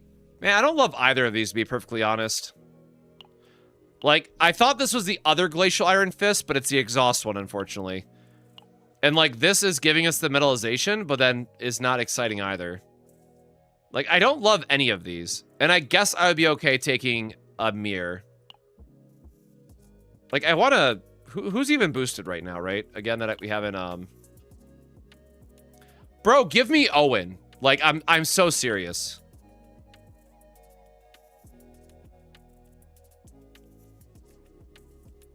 Okay. Mealtime's fine, man.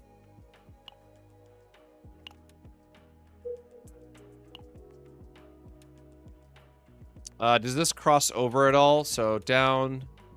No.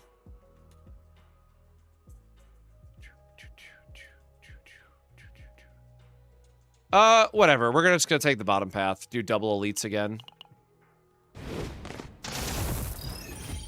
Everything's fine.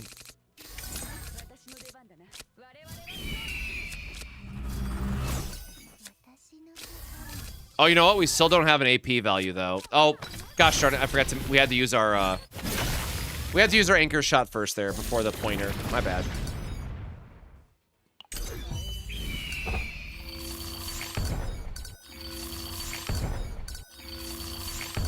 I mean, mealtime is gonna get cycled hella fast, at least. So that's something.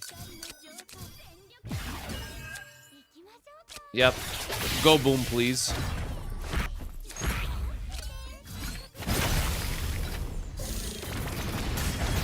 Yeah, I mean, this should be fine. I guess. No, thank you.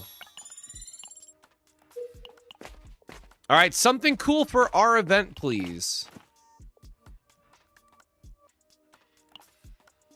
I forget what the battle does, to be honest. Huh? When do they give him a voice line thing? Okay, so the problem is it's to a random card.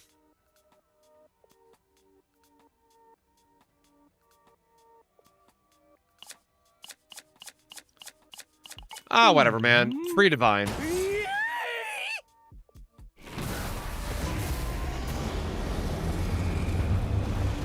Sure.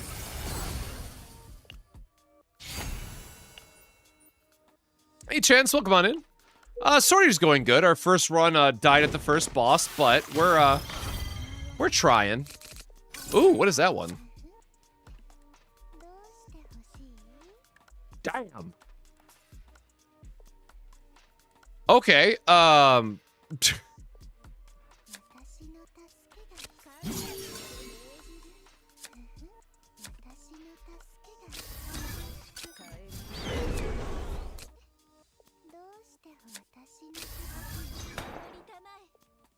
okay, that's fun.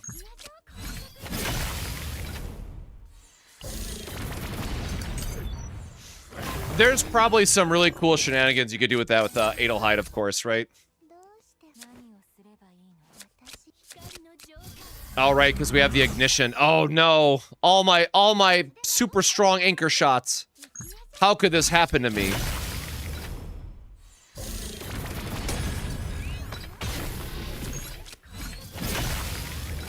Okay, yeah, not getting our double hits is low key really annoying.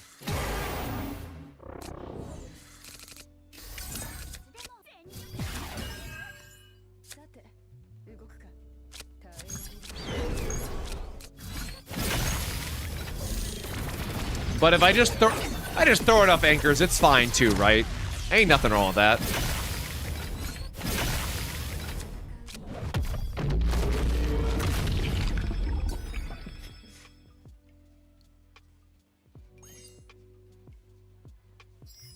He didn't have a 1 HP thing, right? All right, dude, cool.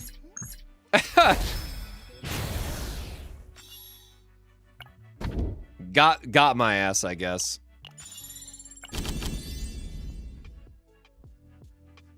Okay, that's funny. Discard 5 random and then 2 reduction. No, that's...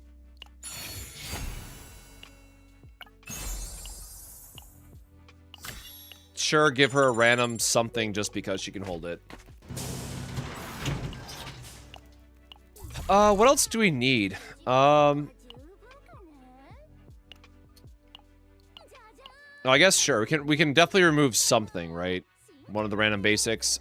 This is fine. We really did not get any other vulture ejections, which is crazy. I think we're doing fine on sustain in general. I guess trinket would be nice.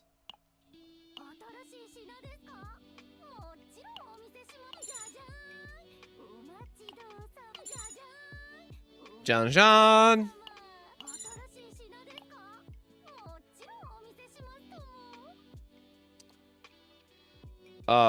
I guess we'll have... Yeah, sure, man. Whatever. We'll buff our boys.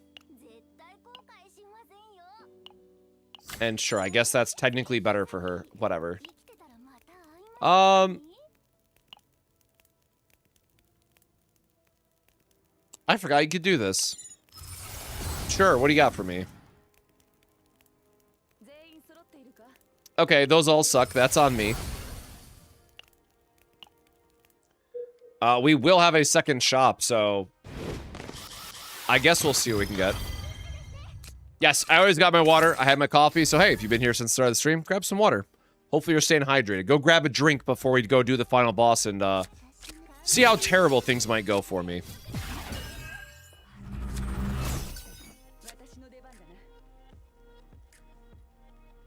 Oh, that's stupid. I can't even use it. Rude.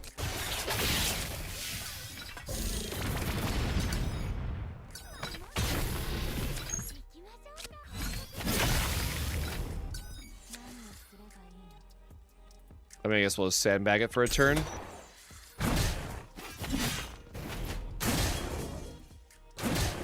Did I know that Quietus on Anchor Shot is really bad? That has got to be a crazy interaction to come up, but... Yes, I can't say that I've tried it personally. But I mean, that's the cool thing about Sortie, right? Like, you just find stupid shit that pops up, which is really cool in my opinion. Oh, we had a vulture ejection hand still. Oopsies. Gain more shield, baby. Let's go. Sure.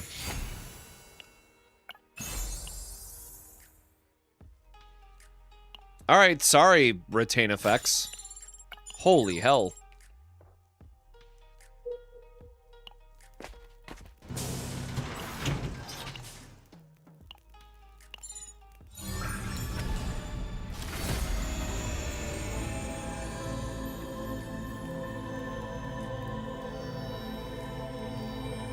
Create a random common skill card. Sure, you got me. Bro, we're getting to Yu-Gi-Oh ass text cards at this point.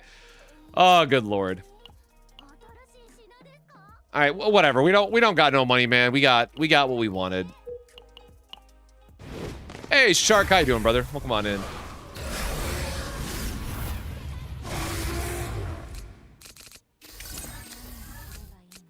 Inflict agony for each agony.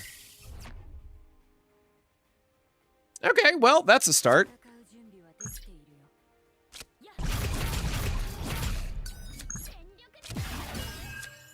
We probably should have just burned this, even though it cost 3, but whatever.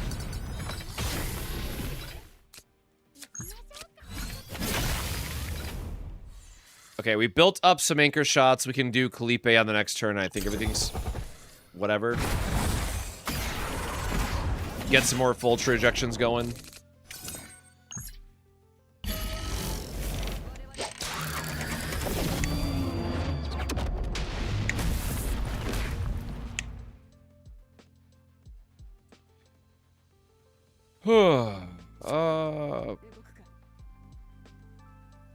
This should just draw the other vulture ejection. Oh, god dang it. I forgot about the mealtime, y'all. Okay, whatever. Draw a bunch, cycle that. And now we can anchor pointer and get all 3 of these.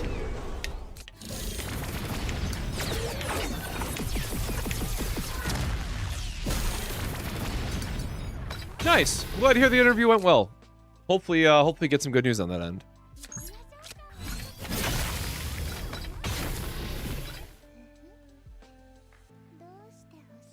How do we actually use this again? Attunement, draw 1, retain, inflict, shield, and then move this card to the drop. Okay, so it's just whenever we ramp up effectively. So sure, let's just max out our shield for the effect because we can. Oh, I forgot about... I forgot about that.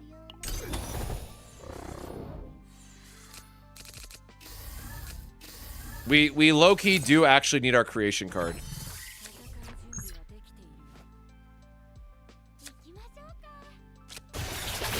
Okay, this we just gotta use. Mealtime is fine. Burn the agony.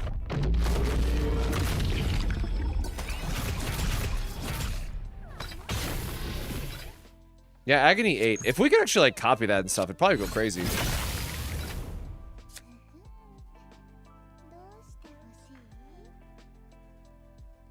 Oh, I guess because it moves back, right, you never actually get the extra effect. Oh, that's kind of silly.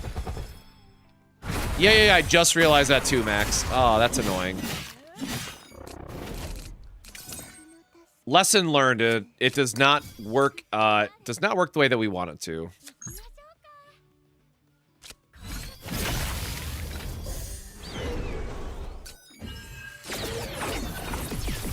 But I mean, I think we're doing fine, all things considered here, so.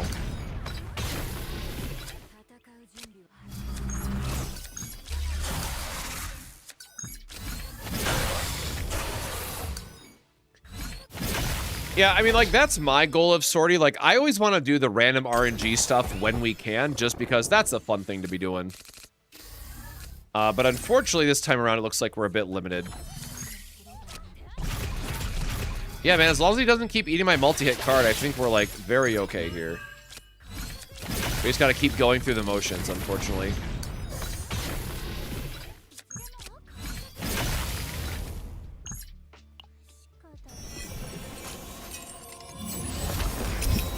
Get some more Leia screen time just because we can. Realize that we have a lot of stuff in hand now. That's gonna be 5 and then... Or no, because this will get shuffled back. So we gotta use this.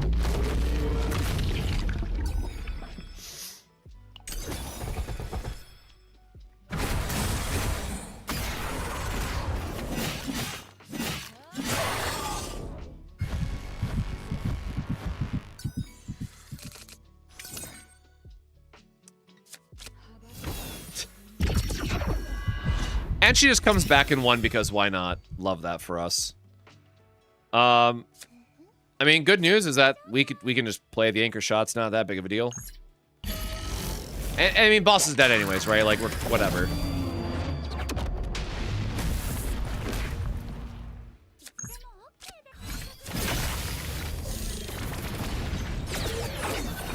Yeah, I'd say this worked out quite well, actually. And it's fun too, right? Because, like, you're never realistically gonna have Haru and Felipe in the same team in, like, 99% of other content in the game, but it worked out quite well here.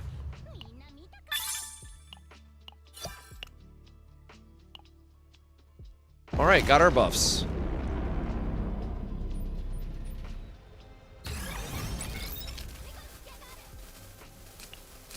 Oh yeah, I forgot. We got this. I have not done this yet, actually.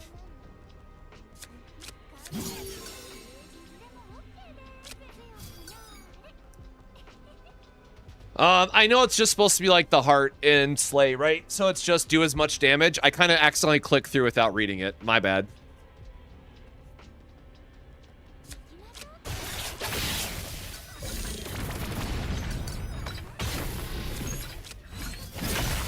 Again, unfortunately, without our curse to make our anchors do more damage, we're a bit shit out of luck.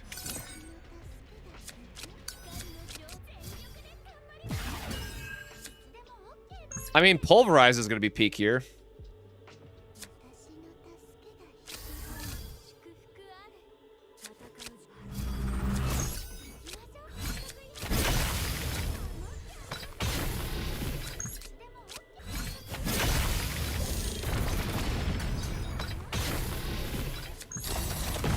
Gaze of the Abyss. Damn, you go, girl.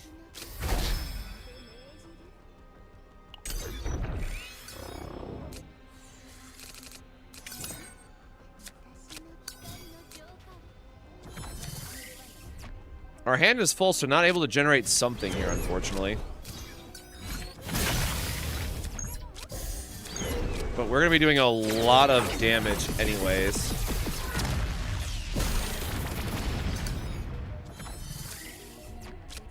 Gotta hit him with that hunger.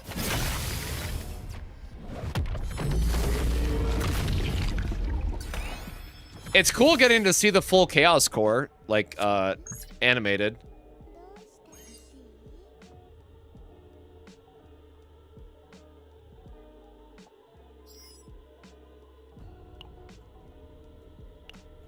Oh, I just realized he just got everything from us. I see. I see how this works now.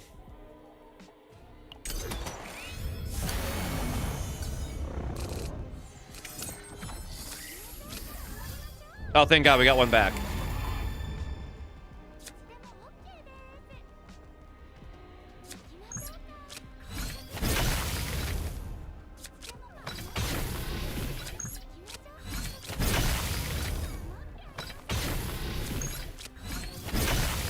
I mean, one anchor in a dream, right, is kind of where we're at. I should have obviously played the Vulture Ejection first here, but my bad.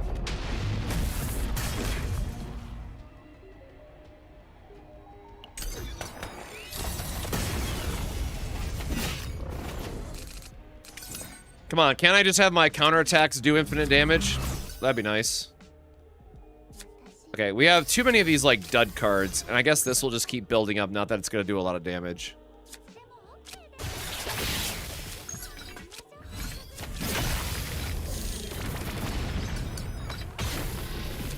Sure feel like I'm trying my best here, but, again, without the curse to do double damage, it's, pretty rough. Celadon, welcome on in. Hey, everybody, my name's Cosmic. Welcome to the stream. Hope you had a good one, brother.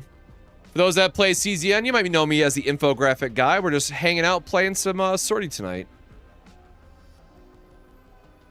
Let's see what we got. He doesn't have the buff. So is his whole thing like he just gets more morale? I thought it was a turn-based thing. But I feel like we're doing okay so far.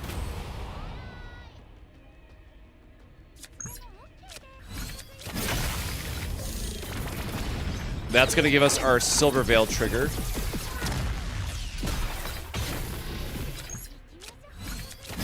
And we're going to just try looping back into these a couple times. Get the break is nice. Almost there damage-wise.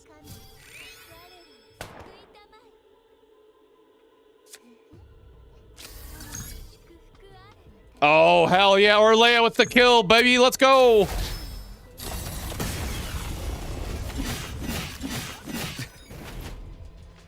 All right, Khalife going sicko mode with the counterattack. Getting us that KO on the core, baby. All right, there you go. And we get a little bit extra at the end. That's very nice. Hell yeah. Can I get the currency in this mode without spending energy? I know they changed it. They changed it to make it better. I don't remember the full details, though, unfortunately. Yeah, I mean, that was not the best run in the world, but hey, we had some fun with that one. Again, the biggest thing is I just want to level everybody up to 61.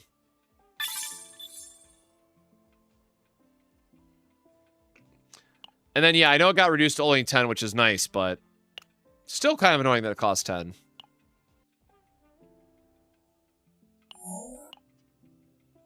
Oh, I can finally upgrade some of these again. That cost approximately $1 billion.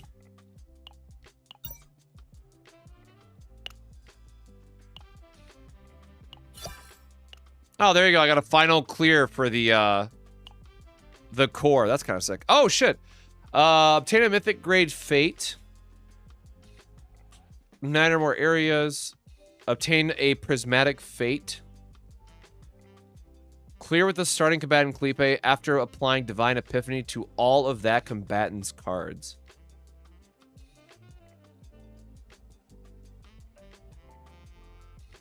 Three mythics. Clear cards. Okay. It'd be really cool if this, like, actually gave a title or something. Like, to put on your profile. I know that they were adding more cosmetic stuff eventually, so I don't know if that actually is live already or not, but yeah, I mean, there's a lot to grind out here.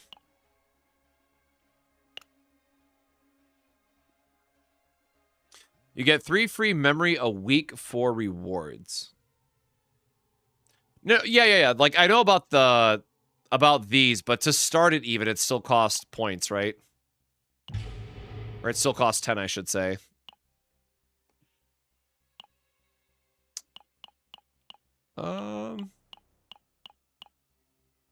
Wait, who was the last person? There should be 2, 3, 4, 5, 6.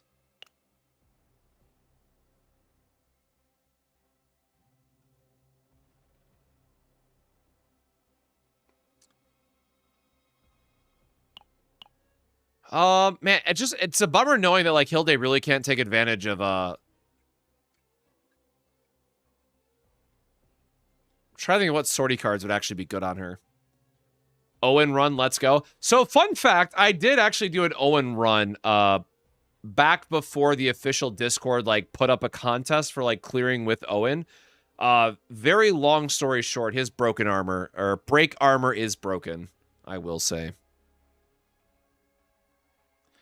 Yeah, so actually on that note, I am gonna go grab some more water really quick, and then we're gonna be doing a because we haven't done a Hilde run at all yet, so we'll do a Hilde run at base value, see what we can get. So hey, if you've been here since the start of the stream, now I'm gonna tell you, go grab some water, go stretch your legs.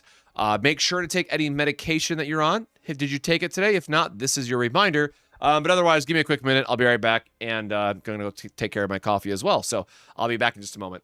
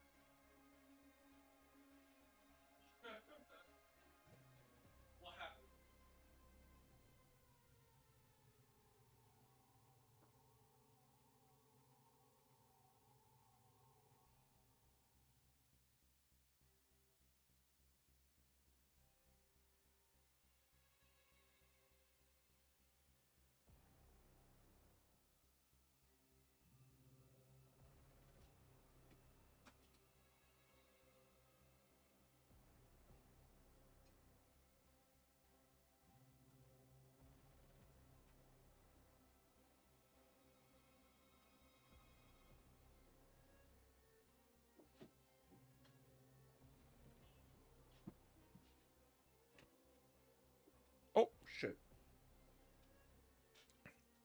All right, we're good. I did one of those things where I got like halfway back to my desk and decided I wanted a different drink. So I had to swap that out. So I have done 30 runs back when the contest, creator contest was going on. Generally, I don't like wasting the time of stage 30 unless I'm doing like a very specific you know, trial or something, but because I have all these energies tokens I need to waste, or not waste, I need to use, I just want to get through these while I can. But I haven't done her on a run yet, so I want to see how her kit comes together in Sortie. Like, at some point, I probably will put together a more detailed Sortie tab in the guidebook, but I don't know what I want to include yet.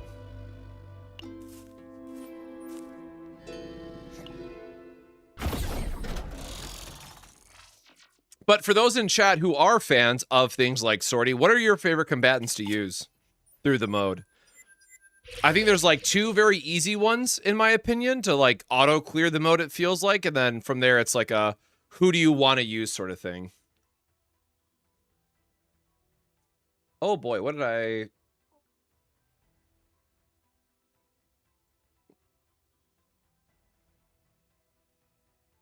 Oh, wait, is it today?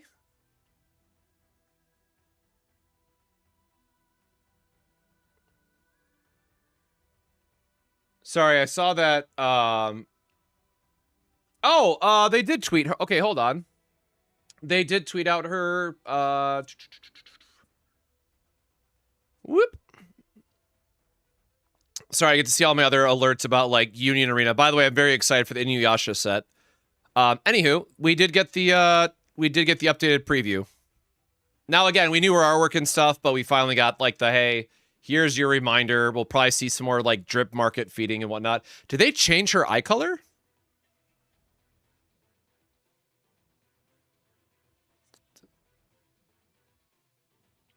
Her eyes look darker here than I remember. I'd have to go back to the other. I'd have to go find the other image. Oh yeah, I forgot we got the banner update coming for Grand Blue Fantasy as well. So if you have a 10 pull, you probably want to save it. I actually do need Mars summon, so gonna really hope I get lucky on my 10 pull in the morning. But no, this is what caught my attention because there is a I forget when the Ask Me Anything is. I thought it was this weekend. But yeah, for those that don't know, like for me personally, this is the next big gacha game that I'm personally looking forward to. This is very much a throwback to like boomer days of gachas and whatnot, but it's just a really simple portrait mode, squad or team based, like, more Final Fantasy-esque style of battles, man. Just takes me back. But yeah, they have an AMA coming up, unless I missed it already. Oh, they are doing a YouTube live now. Oh, did they push it back? Oh, yeah. They had to push it back because there was an earthquake. Will now take place on Monday, August 10th. Oh, so next Monday.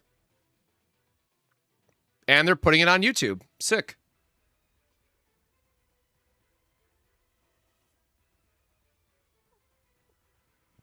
Brave Frontier was everyone's first gacha if you're old.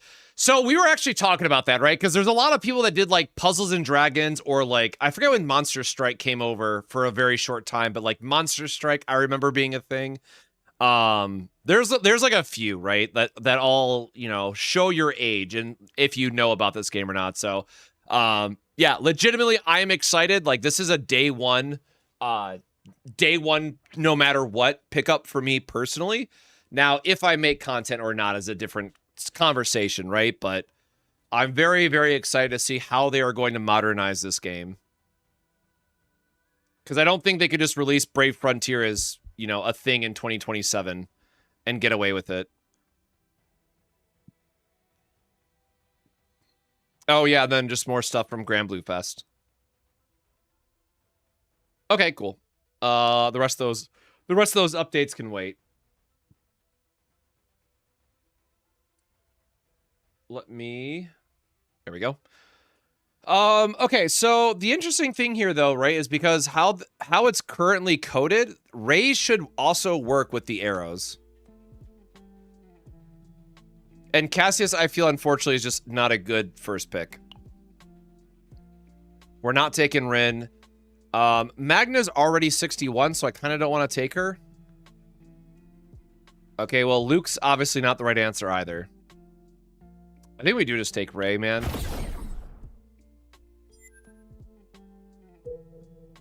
All right, same as always. Going to look for our powered up nodes to try for the best. So we're just going to go straight top, it looks like.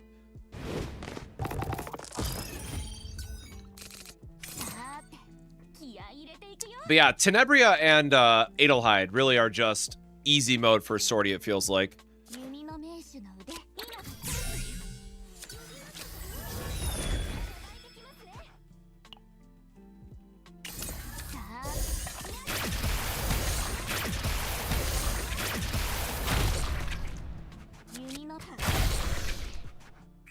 Okay. When drawing 3 times through an ability, 1 AP for the turn, 3 morale at end of turn. When drawing 3 times through an ability, 1 AP and And for 1 turn, 3 morale. Okay, so no matter what, it's 1 AP, 3 morale. It's just worded a little funny. With her arrows, that's actually really good, right? Like, that's a pretty... It sucks that it costs 2 AP, but...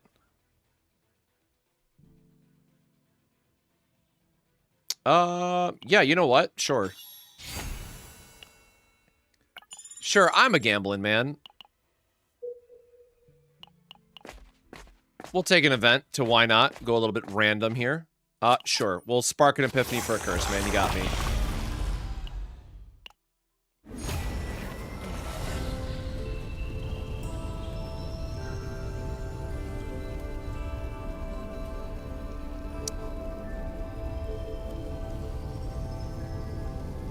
When an enemy defeated is actually good in Sortie, isn't it? I think we're still going to go with, like, just the draw, too, right? Because the advantage here is this becomes into, like, a start of turn, lead triggers, plus you get draw, too, and you're going to trigger, like, the homing arrows. Like, this is actually a really sick pickup for us.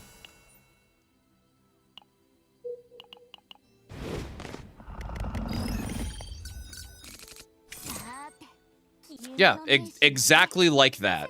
Now, again, we're not going to be able to activate this right away, but we're going to get a bunch of free stuff.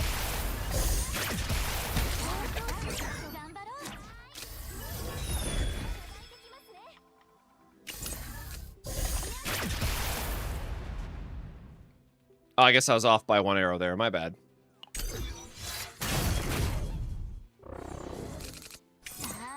But yeah, now we just get to keep looping this, which also just feels very fine. We need to heal up with... I guess sure, because it's going to increase the damage of this, and we can just get a full heal this way. Or not a full heal, but as much healing as possible in 1 turn. Hoping you get the mythic equipment related upgrades. I have not seen that one yet.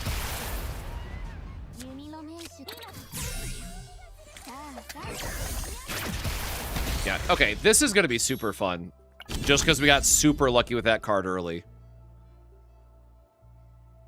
I mean, more snack times are always good, but... Actually, because this has ignition, this is like the one time where this is really good. Right? Because the cards are going to exhaust themselves.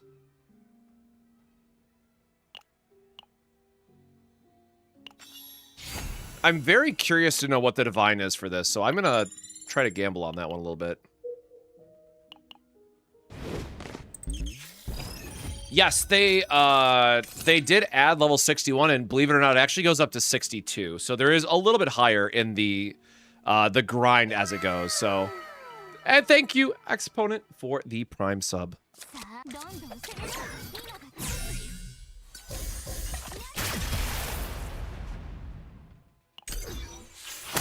We'll just treat this as a setup for our next turn.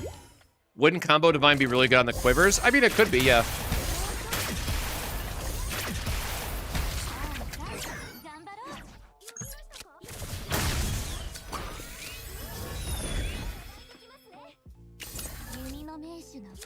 Alright, no, we're out of attack cards, aren't we? Anyways. Okay, I was really hoping to draw the AoE there, but that's on me. I should have just saved that for the next turn.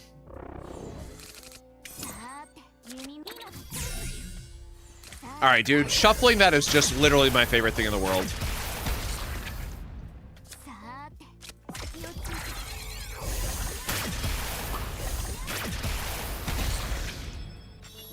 Alright. I don't want to get too distracted just because we did high roll this a bit, but it is pretty fun. And Vortex Arrow, I mean, you're just happy to see in general in a mode like Sortie. Yep, I don't know which way we got to care to go here, so we'll just go straight across and get rewarded for it. When an upgrade card is used, draw 1 and gain AP. Oh, that's pretty nice, actually. I don't want to really decrease credits. Like, we have no X costs that matter, right? In her kit? No. And Ray doesn't have any. Yeah, let's not... I'm not going to take lose the credits just to lose the credits. Alright, let's see what the bugs give us. Gross.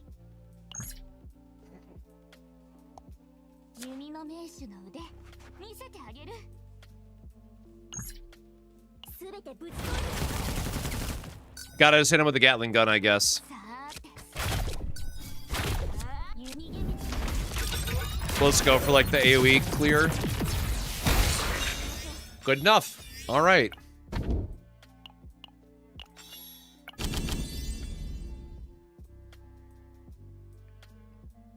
Oh, no, this is amount to 1 cost card, so we need the other one. At the start of turn, 200% damage amount to 1 random attack card in turn, and then Agony. No, that's... All of those are just not quite what we're looking for. Okay. Yeah, I mean, I won't complain, man. That seems good. Do we have... Oh, yeah, because I wanted to see what the Divine was on this.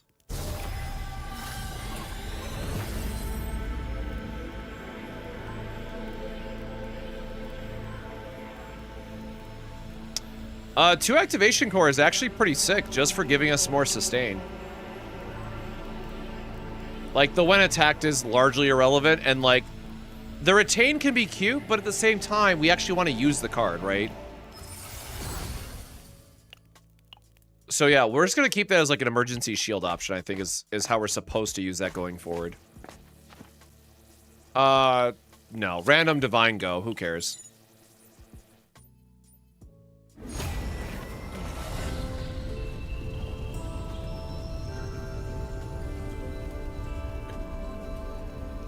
Okay, yeah, like, this is what you want. Like, this is your free mulligan, right? You're telling me that I get a free mulligan that's also gonna draw me 2 cards after I get my... Yeah, dude, 100%. As a card player, like, this... this is exactly what you want to see in Sortie. That's sick. Oh, man. Yeah, I did say she'd have some really good epiphanies for Sortie, but, like, man, getting to actually see this play out in the run is gonna be fun. This opening turn is a bit scuffed now, though, so I will just gladly take our build-up turn, I guess.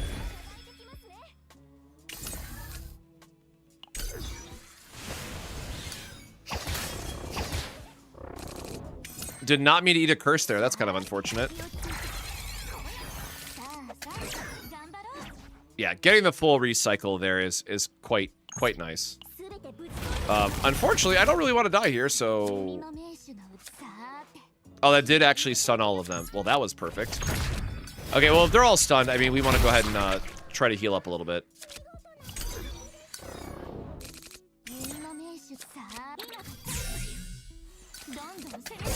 Immediately draws another homing arrow and just blasts him. God, that is so fun. That is quite good. To 1 cost cards. No, we need the 1 or 0. Or 1 or less, I should say, excuse me, is the actual wording on it. Okay, I don't even know what we... I mean, I guess, right? Because she's gonna have lead on that card anyways.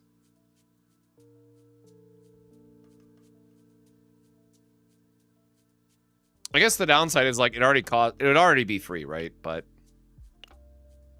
we're kind of low on resources, so I think we are just gonna remove this for my sanity here and go for a flash and call it good.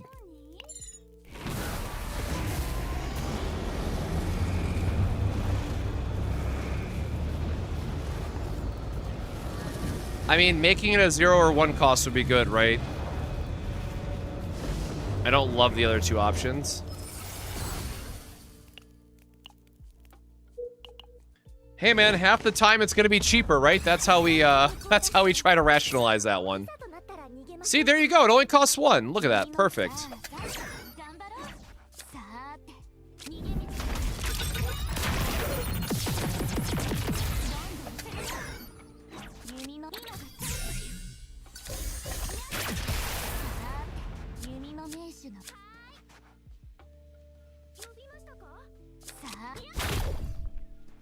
Beautiful.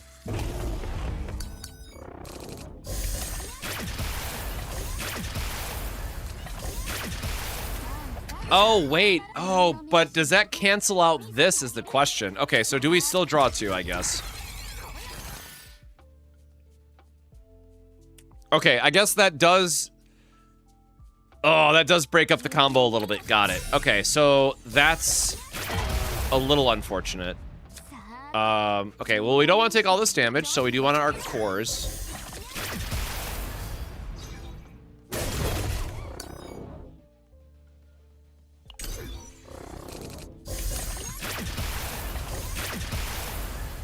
Yeah, I mean, still getting the reshuffle is ideal, for sure.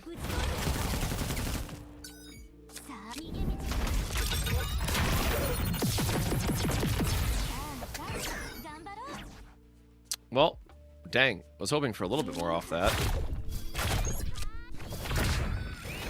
Again, we're not really in a single target situation here. We're mostly an AoE target, but we should still be able to push through this all the same. Yeah, so obviously now we don't want to use the one that, you know, has the extra cost on it. We can just go for a shuffle and everything's fine otherwise. Oh, gross.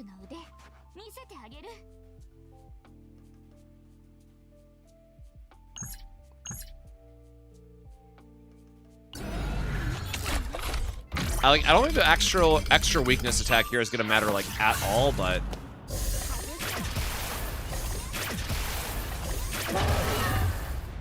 693, I guess.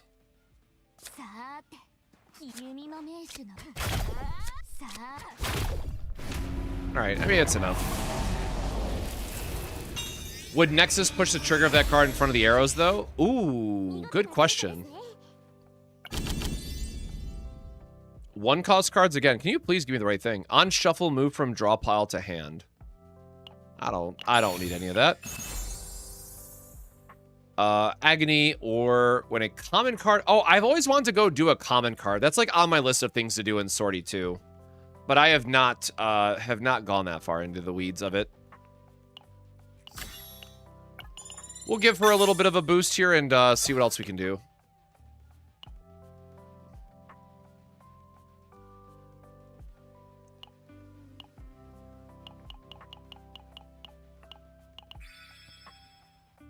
Because eventually in the Sortie run itself, we will be cutting basics. Once we build up enough.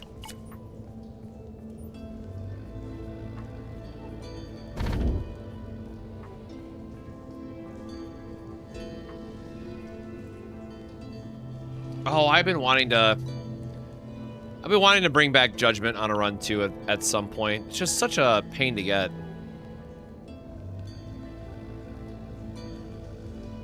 And the discard can be really good, but we're just gonna go for the Saffron, the Prismatics again.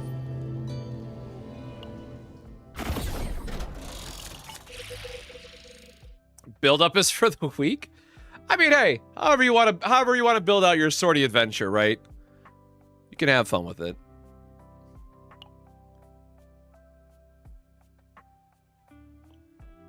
What do you have as a third pick? Okay, so you'd get to pick 2 cards, which is probably going to give us Exorcist as like a guaranteed. Ugh. I mean, it's a really good combo, man, if you get the AP generation going and stuff, right? Like, it's not terrible. And I do want to get her to 61. I feel like we could get... Okay, well... We're not gonna have any Celestial cards to work with Calipe, though. Damn. I want to get all of these to 61, to be honest. Yeah, you know what? We're going to pick Faye, because I am very curious to see if it just auto-forces the upgrade on us. Like, I have to assume it does. Okay. So it's probably coded that way, right? Because how bad would it feel if you don't get her upgrade?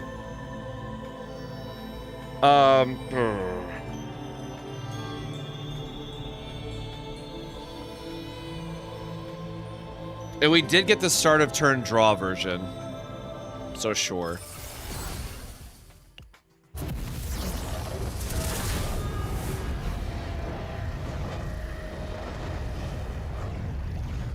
Honestly, I'm just taking the upgrade and it's fine. You know what? Good, honestly, good enough for me, man. That's totally fine. We can do double. Yeah, let's do double here. So we want to go up or, ooh, no, we want to go, no, let's do double event. Powered up, powered up. Yeah, let's do it that way.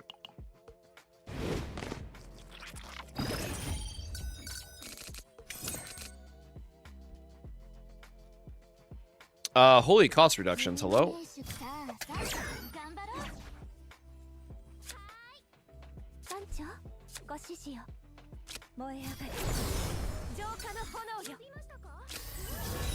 I guess try to at least cycle one if we can.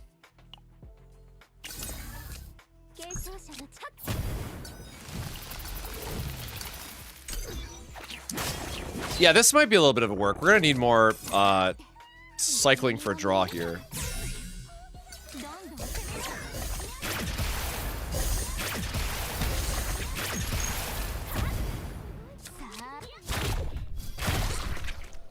Her AoE is just so damn silly, man. Really? You couldn't crit at all? Hello? Please? 6 ass HP left? Okay, this is going to be really awkward to sequence, but I think we can still make it work. Okay, obviously Blazing War Dance is really good, but it's not... it's a lot harder to use in Sortie, I feel.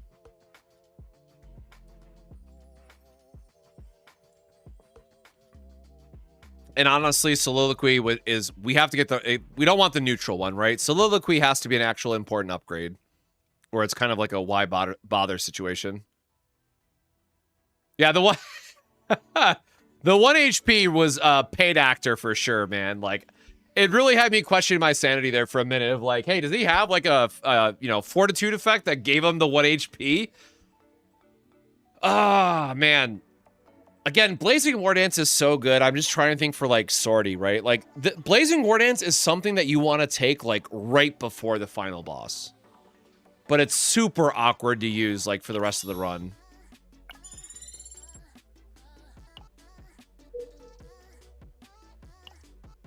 Alright, I said up for the event. They had Sturdy. Oh, rude. Sure, give me a mask, even though we're not at max HP, like, at all.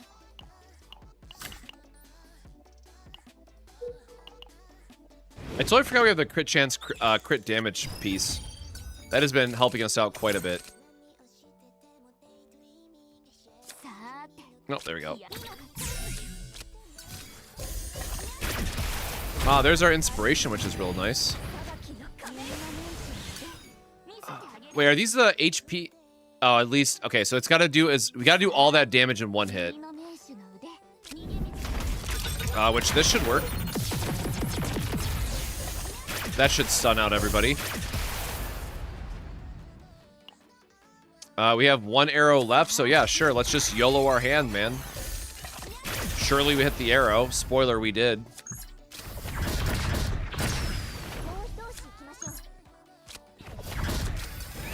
We're gonna snack time the bow just to get topped off. And we're gonna save that for the following turn.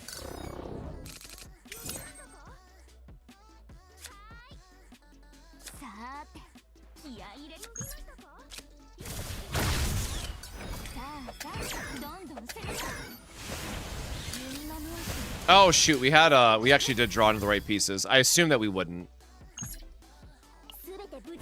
Whatever, let's see if it actually can get us a couple stuns. Nope, okay, that's on me. I goofed up this turn. It is what it is.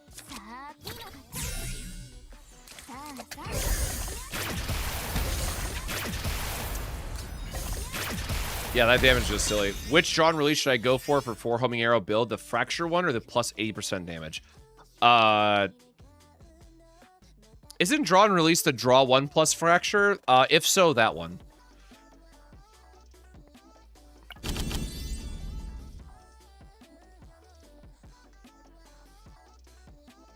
Oh, wait, no, that's not going to...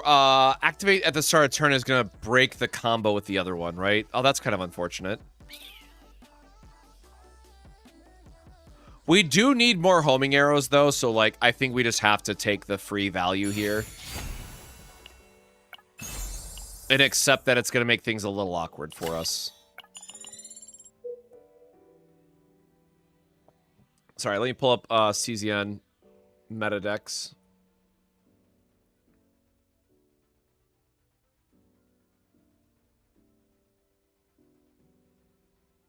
Oh, yeah. So draw and release is a draw 2, and then for the next 3 extra attacks, get Fracture. So, again, I like the draw 2 just for the added consistency for builds. But if you are already in a spot where you know that you are overdrawing your deck, then yes, the added damage can be nice. Because you're not applying extra stacks of Fracture in that build otherwise. Free Divine, bro, sure. Yeah, the artwork for Bella is definitely, it is absolutely something.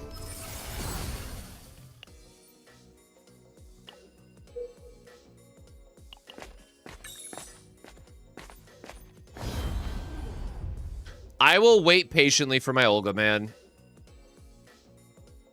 You know what? Free heal, sure.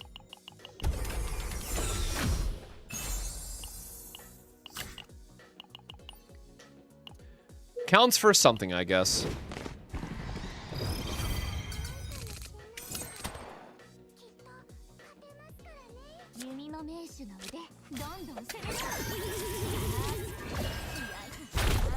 Well, this guy's annoying. I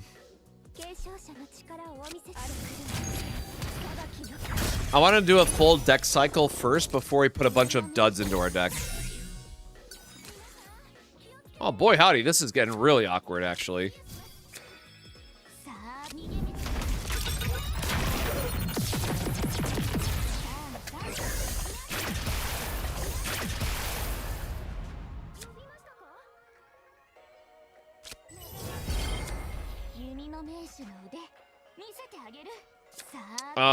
So it is going to, yeah, so we'll do this, and then we'll do this for the bleed.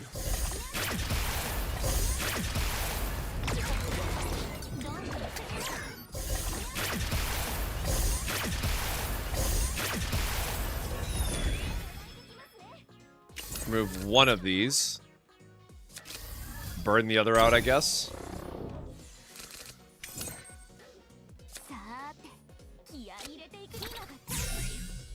The random cost increase is so brutal.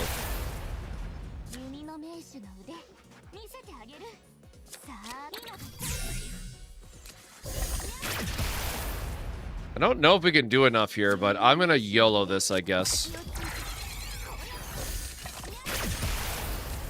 We only got 1 arrow out of all that. Oh, there you go. Vortex arrow. Hopefully that cycles again. There we go. Easy.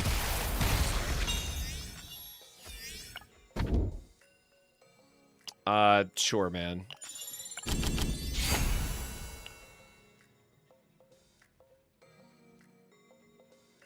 It's a neutral one. That's so unfortunate. Yeah, we're just gonna skip all those. Increase damage amount by 50% cannot deal critical hits. I mean, give that to her, I guess, because we have the crit chance, crit damage on that one already.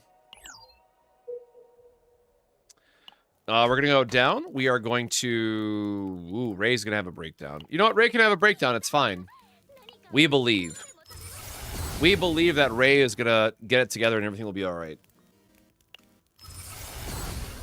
Maybe I spoke too soon. All right. Yeah, both the same. Got it. Oh, great heavens. Contamination, idiot.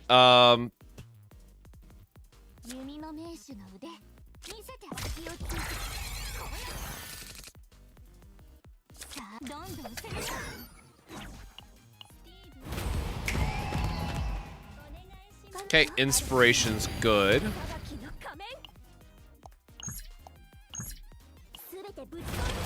All right, not a great setup here. Unfortunately.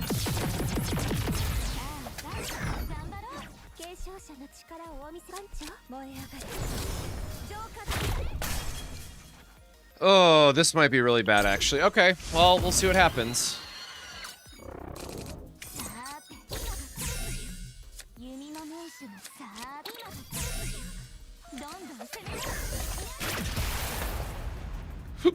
Because again, this is just gonna fill our hand with contaminations. Then we're gonna take a crap ton of damage.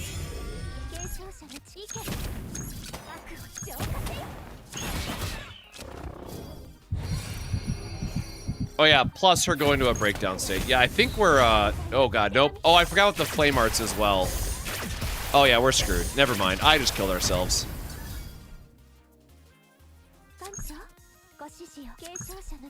Oh, I don't think we can do enough damage to kill him outright.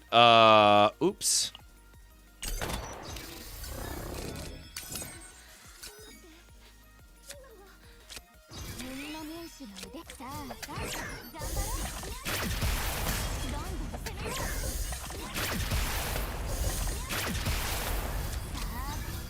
Please give me some shield, brothers.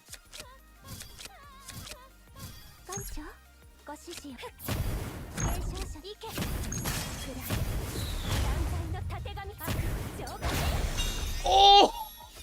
Oh, God. All right. 30 HP, man. You got it. Woo! All right. Yeah, we're probably dead. Oh, good heavens, man.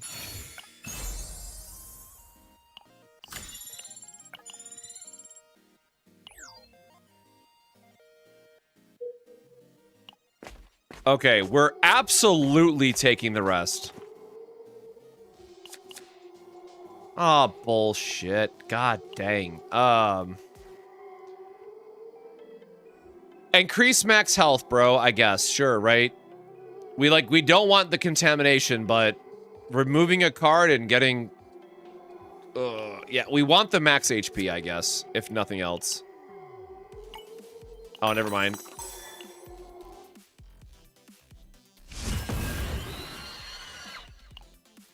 Yeah, I'll get rid of the random shield, I guess. I mean, I guess we could have converted the stickiness, but...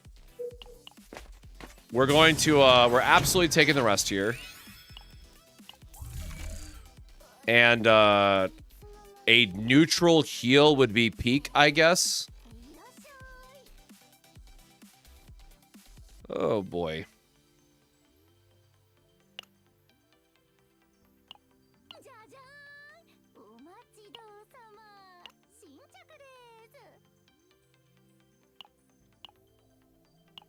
Sure, man. We'll see how that stacks.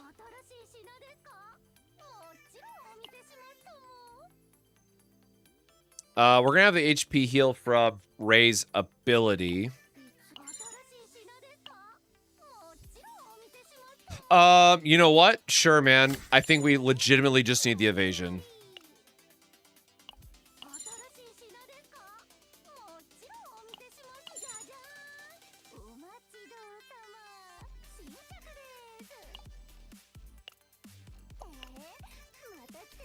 All right, let's see what happens. Oh boy, howdy. Oh.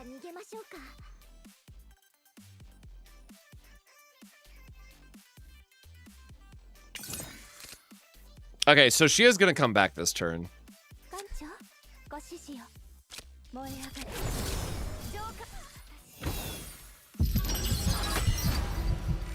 Okay, that definitely could have been worse.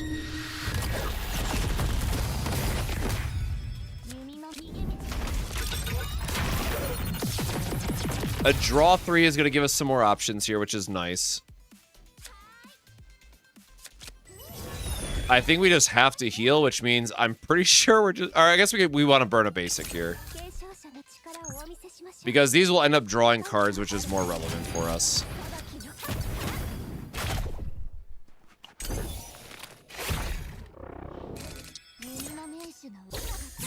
There's our one evade freebie.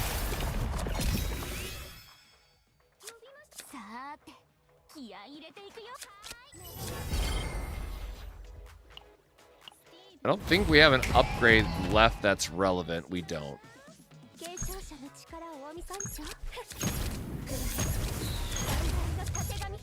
Okay, let's just see what... we're just going to draw a bunch of homing arrows. I guess that's fine, too. You got me, dude.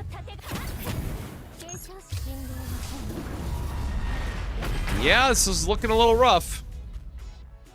We're gonna have to, like, get some good RNG with, like, the quiver reloads getting recycled. Boy, howdy, that hits like a truck.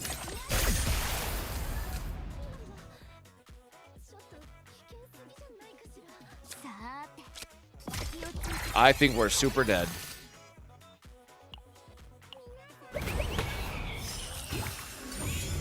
That did not heal us a relevant amount.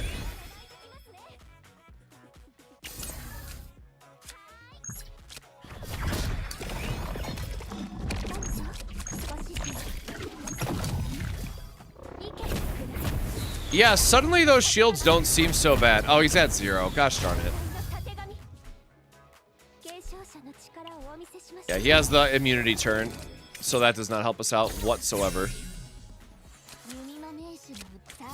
Alright, I mean, there's our draw, I guess, and then we just have to eat a bunch of damage because we have nothing. Oh, okay, yeah, we're...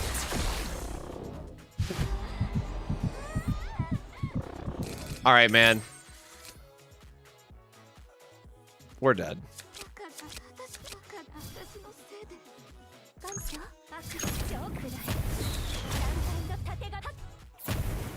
Yeah, so Faye was absolutely not the answer. Let the record show. Faye was a very greedy-ass pick that burned us on that one.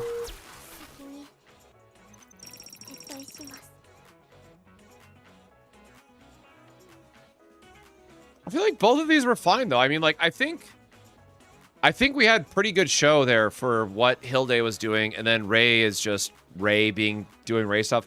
I would have liked an extra snack time, I guess. Like, sure, I guess that's the one part. Maybe we could have tried to aggressively buy a snack time in the shop. We probably missed one. That was definitely a play mistake on our side. Definitely think Faye was a bigger mistake there. I think if you're committed to running Hilde in Sortie, you just have to take her as, like, your only reasonable damage source until the 4th pick. Yeah, like, Faye 3rd pick is just not good, it feels like. Like, you either pick her first or not, I guess.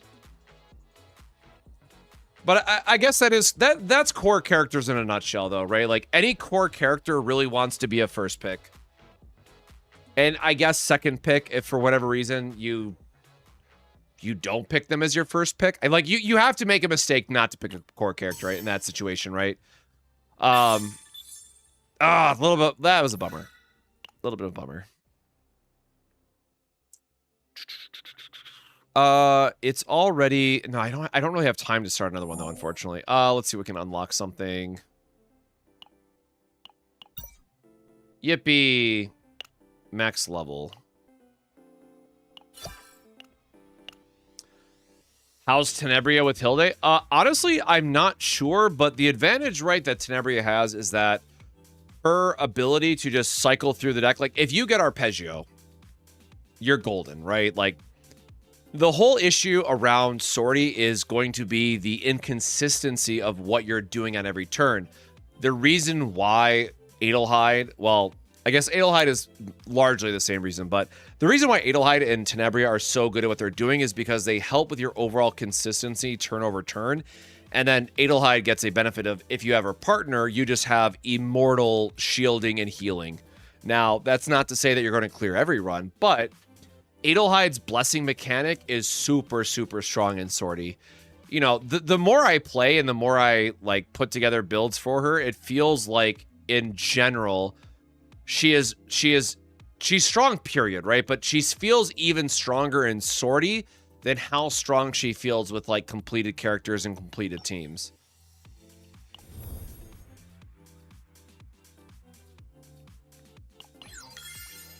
And yeah, I guess that's the big part for all of us, right? Like, we really got to figure out what they're going to do for co-op and what that gets expanded into.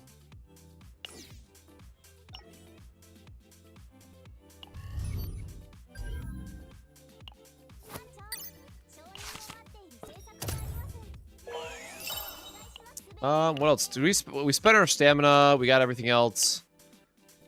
I probably need to do some, Oh, also, y'all, don't forget your side events that are going on right now, right? If you go to the events tab or if you go right here to the beach cafe and stuff. Because you do actually have to, like, click through these to unlock everything. Or there's, like, side stories you got going on. So, again, here, and then you can go to event tab. There's a bunch of, like, other random stuff, you know, going on right now, so... Free crystals, if you do all the other stuff, or free XP stuff. You got the story rewrite, you have the full-scale offensive, which I still haven't done. I have her side story, which I still have not done either. This sticker is hilarious to me, right? So, yeah, don't sleep on this, because it is free rewards, it's free crystals, right? I think it's super easy to skip over this stuff if you're not, like, going into the event tab. Or if you're like me and still have not done Unigram and all that stuff, right? Like, don't sleep on this stuff.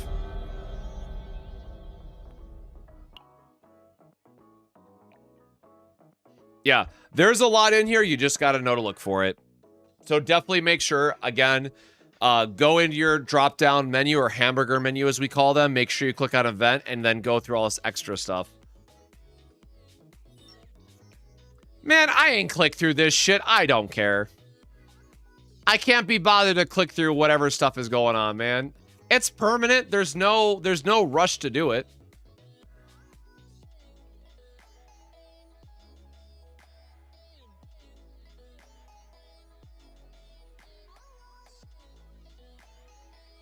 Well, the name is fitting, but unpopular opinion, in case you missed it, there is going to be a major template update to the game on August 14th? What is that Tuesday? August 18th. There's going to be a major template update to all the cards. They talked about it in the dev stream. They recognize that it's an issue, and it's going to be a coming soon type of update. So it's definitely something that they're going to have to work on long term, but at least we know that there is some improvements coming in the near future. Look, guys, I spend so much time in the mines of just building random shit or building infographics, so I ain't got time for all these random side events, right? Like, I'll take the cool shit. Like, I want the stuff from the chaos, but if it's a permanent event, I can't be bothered, y'all. I'm sorry. But yeah, so we're going to be streaming again on Saturday, most likely. Tomorrow, I am going to be playing Riftbound, taking a little bit of a break from, everything that's been going on otherwise. I definitely want to finish my Sortie as a higher priority. I did just release a video on one-turn kill teams and kind of, you know, is Orlea still good after the nerfs? Long story short, yes, Orlea is still the best in slot character for those teams, unfortunately. So even with the nerfs, Orlea is still the best character for those teams. It's kind of, you know, we'll see in Season 5 if she gets replaced by something else. I think that we're seeing a very clear design choice of how they're shifting some of the damage boosting effects that I talk about in the video as well. But at least for the foreseeable future, if you want to do OTK-based teams and if you want to ramp up and have those, like, neuron, you know, monkey see big number neuron activation memes, like, Orlea is still the best that we got, for sure.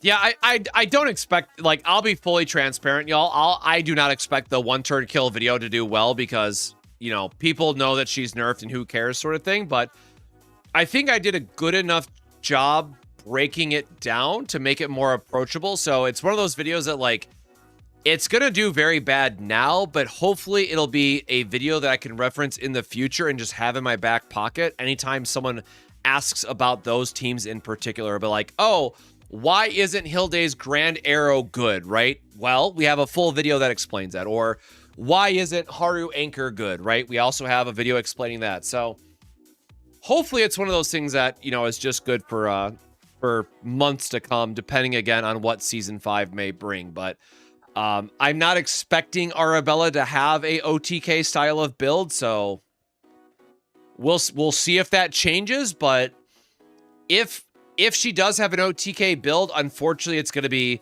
Bella, Hilde, and then Typhera, because Typhera also solves the AP issue for us. So depending on what they do with Fracture and how much that matters, you know, we're forced to use Hilde for now.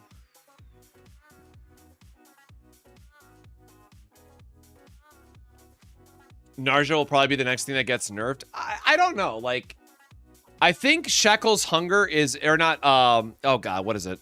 I always get those two cards backwards.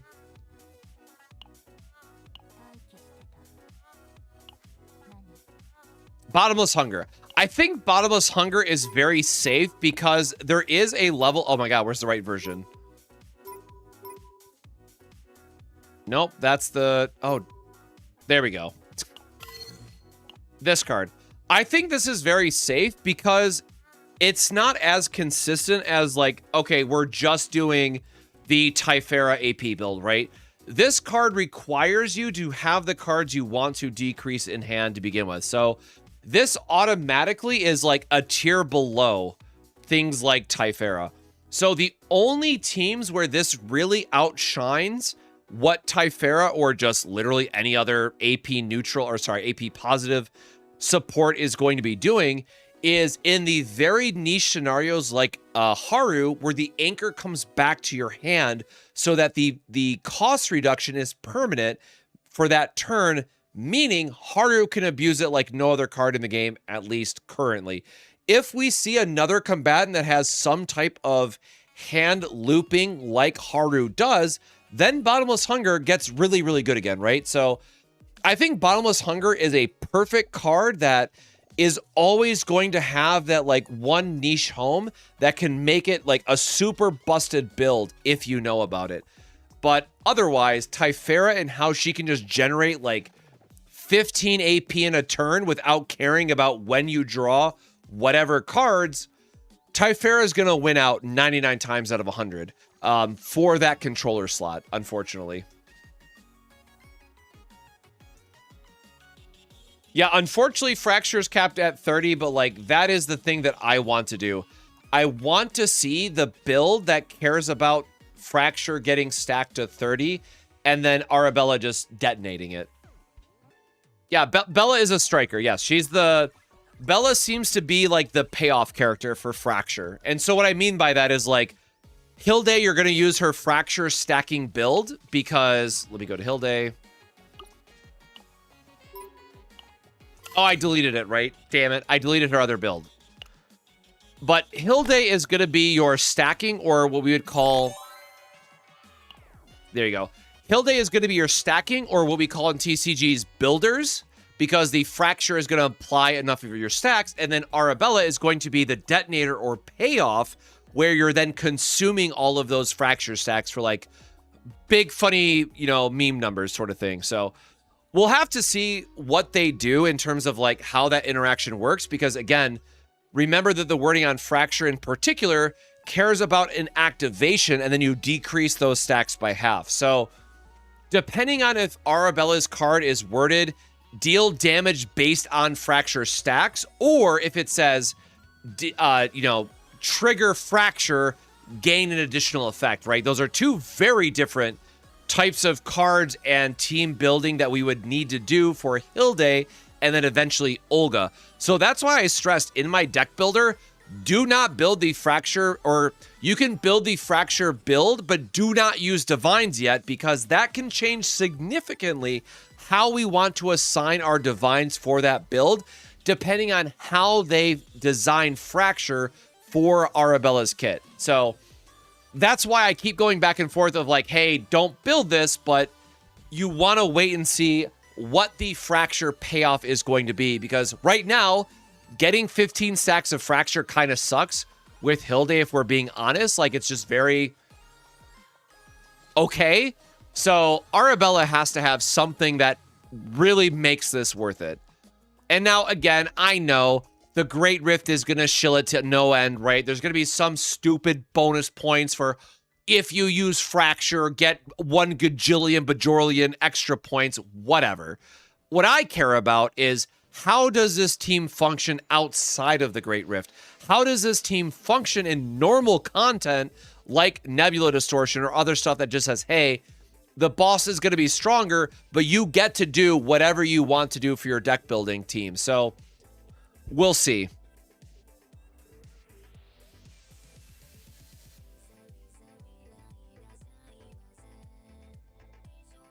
Okay, well, you say about shilling the new character, but the reality is Cassius is still better than Hilde, guys. Like, I'm sure you know that. I hope you've watched enough of my videos that I don't need to explain that.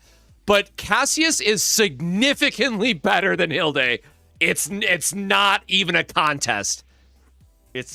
She's real bad in that comparison. So it's like, yeah, she's better than Veronica, but like if we try to compare her to like who's fighting for that slot as a damage boosting element, it's still Cassius by a very significant margin. So it's like, I can't even make the argument that they should have nerfed morale to 10.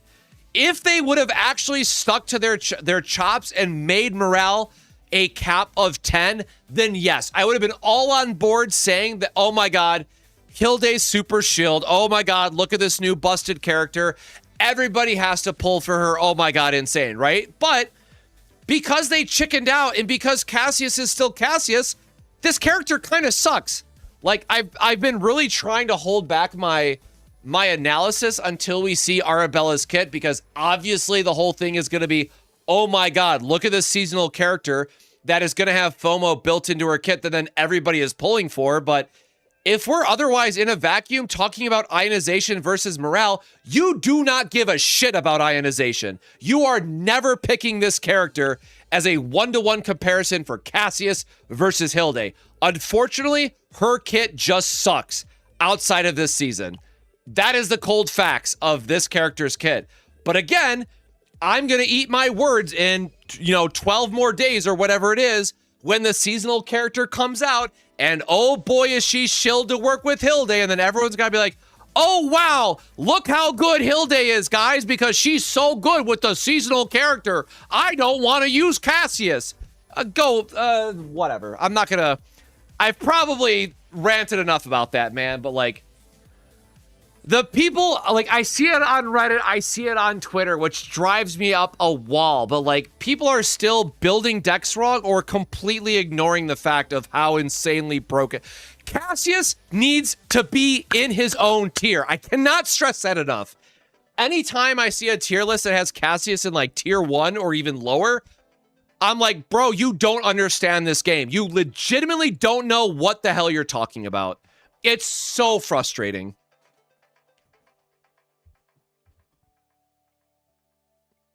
No, again, Hilde's good. Don't get me wrong, but like, if we're talking about a pure damage amp or drawing effect, spoiler, guys, Cassius has full house. You shouldn't need extra draw in your deck building team when Cassius has a free vortex arrow in his entire kit.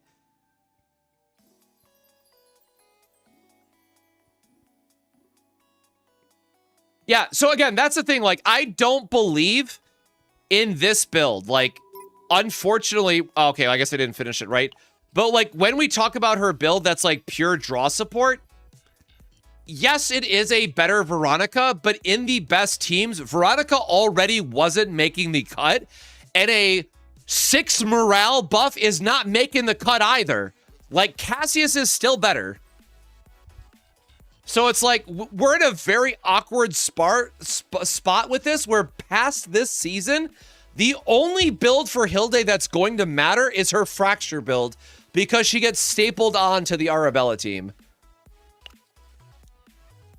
Like, I promise, as I made the joke in my video, I really don't want to see Cassius nerfed, but at the same time, team building in this game is going to continue to suffer until they nerf Cassius. Until they resolve the Cassius issue, team building in this game is going to suck.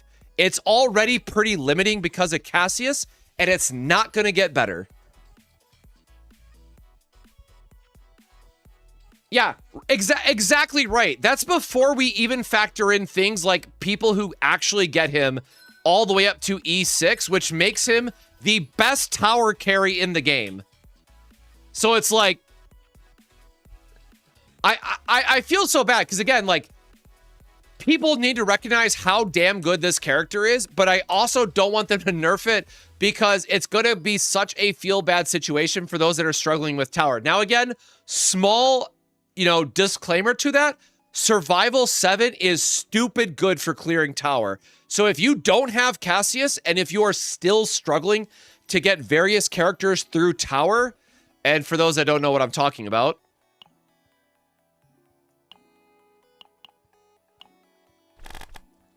and it's so funny because you can very clearly tell this was the emergency buff.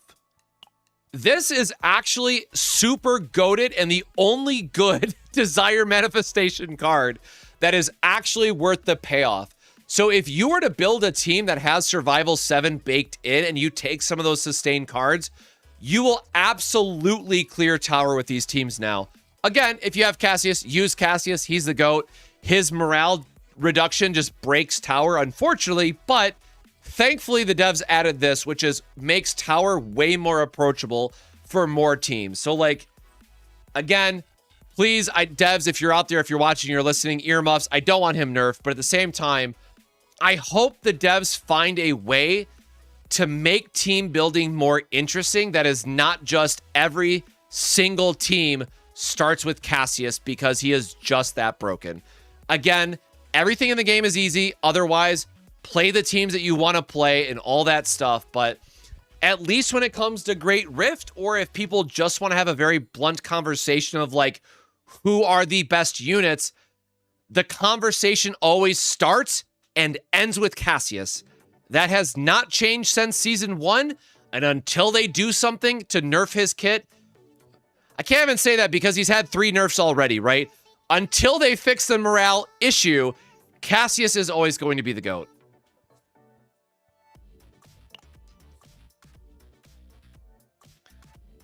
Which DPS would you pair with Cassius with in any content? Quite literally any multi-hit character.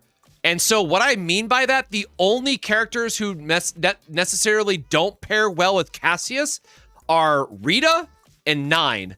That's it. Everybody else can go with Cassius.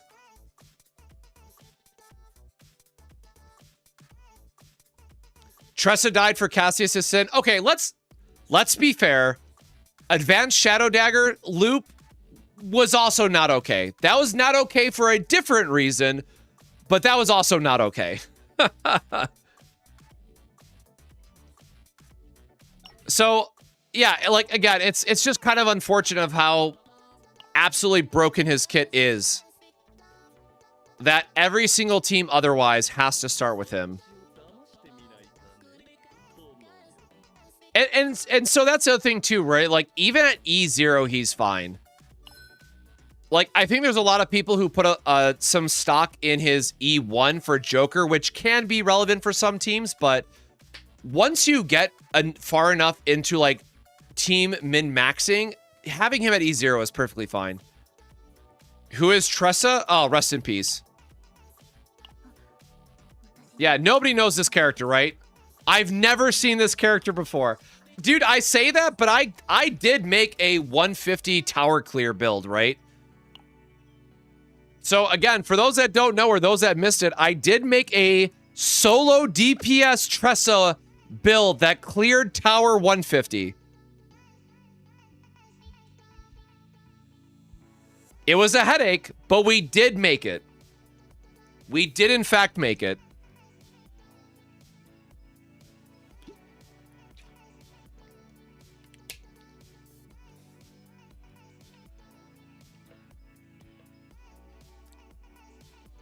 I mean, so that's another thing I joked about, right? Because people keep asking me, it's like, okay, since they're not going to, they're most likely not going to touch Cassius at this point, like, what does a 5-star version of Cassius look like? And you know what? It looks like Cassius plus Adelhide's Truth Behind His Story. That's what it looks like, right? You just give him even more damage. Or, let's go completely busted. You have Cassius who gets his morale. You have the book from Adelhide. And then you also have ionization, right? Like, throw all of that together and be my guest. You're better than Cassius. But, like, You have to make a unit that can consistently hit the 20 morale cap by themselves every single turn, and then also have something like ionization or truth behind a story to give you the extra +5 morale on top, right? So it would be a 25 morale worth of value character consistently every single turn. And like, I don't know, y'all. I think about what that means for like HP inflation on bosses, and it's not going to be a good time for any of us. So again, I'm not trying to be a doomer. I'm just somebody who has done, you know, hundreds of hours of team building at this point, and I'm going to be very blunt with y'all. I am very worried to see what HP inflation looks like for Season 6. Now, keep in mind, the devs do buff old characters. So as long as the devs continue to buff old characters to stay on track with the HP inflation, it could be okay. So we'll have to wait and see what they do. I think Yuki is now in a good spot where, unironically, Yuki is a very good character now because of Hilde. But we're talking about a pretty significant HP inflation that I am expecting for Season 6. Now, I don't say Season 5 because Season 5 is the most immediate one, which, again, they've already finished their design for, and they've kind of already set the pace of where this season is going power level-wise. So I would expect them to keep the power level to this set as well because they just don't have enough time to fix it. And then in Season 6, because it's far enough out, is when we're really going to start to see that HP, or again, power inflation, as they call it, really rear its ugly head.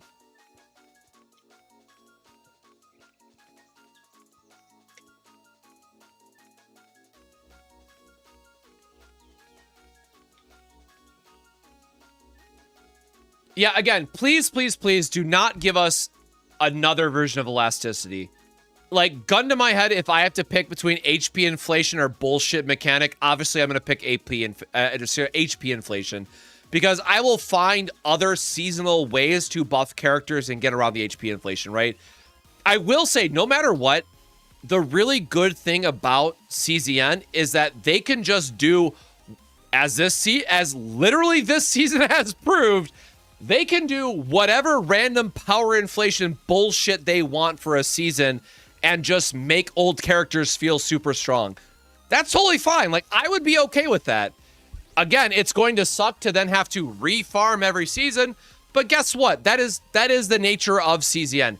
As long as they stick to their promise of making Black Mass and making Sortie in general better, I think the grind for save decks is not that bad anymore. I'm going to be super honest. It's not that bad to re-farm decks every season for how much we've been improving. Now, again, if you're a new player, let me know. Maybe you don't feel the same, but for those of us that started with launch and have seen how there has been very direct improvements every single season, I at least feel a lot better for farming decks. I think that we are a very far cry away from Mutant Sample, which was less than a year ago, compared to where farming decks are now. I think there's been some significant improvements, and once we get the Black Mass improvements, fingers crossed, the rest of it should be fine.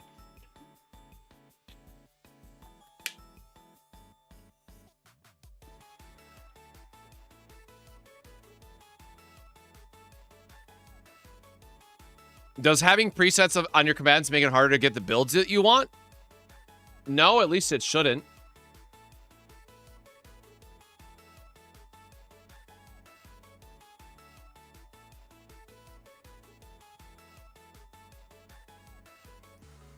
If you're trying to jump in with Season 4, Penguins, I do have quite a few, like, Season 4 focus guides on the channel, on YouTube, that is.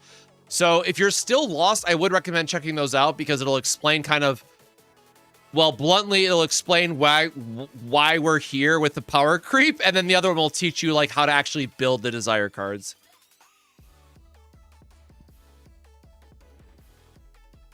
Yeah, shout out to all y'all who lived through Mutant Sample and are still playing the game, right, man? Like, Mutant Sample was its own dark time.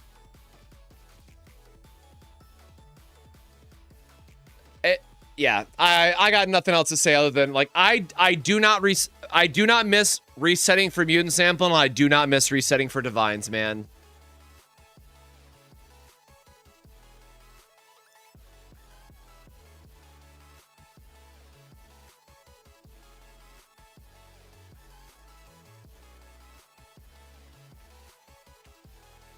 Yeah, so that's also the awkward thing, right? Like, I think what gets lost on a lot of people is that in Season 3, the Persona cards were good, but you had to work with multiple characters to hit your morale limit, which is, like, the best buff in the game. Now with Season 4, excuse me, you are able to hit morale cap of just Cassius using the 5 survival buff, which means you effectively free up an entire character slot on team combinations. And then on top of that, we also got the stupid busted Ranger card that allows you to push damage even farther. So the only team that really cares about Season 3 mechanics still is going to be the extra attack focused teams like Selena, who had like the 96 hit damage build with Hidimari last season. Everybody else, for like your just more generic multi-attackers, your Chizuru, your Lukes, all that stuff, you actually want to be farming Season 4 now because you'll do more damage with the new mechanic. So it's one of those things that, like, until you start team building, until you start realizing how much more damage you can fit into your builds, Season 4 doesn't seem as strong, but I promise you it is.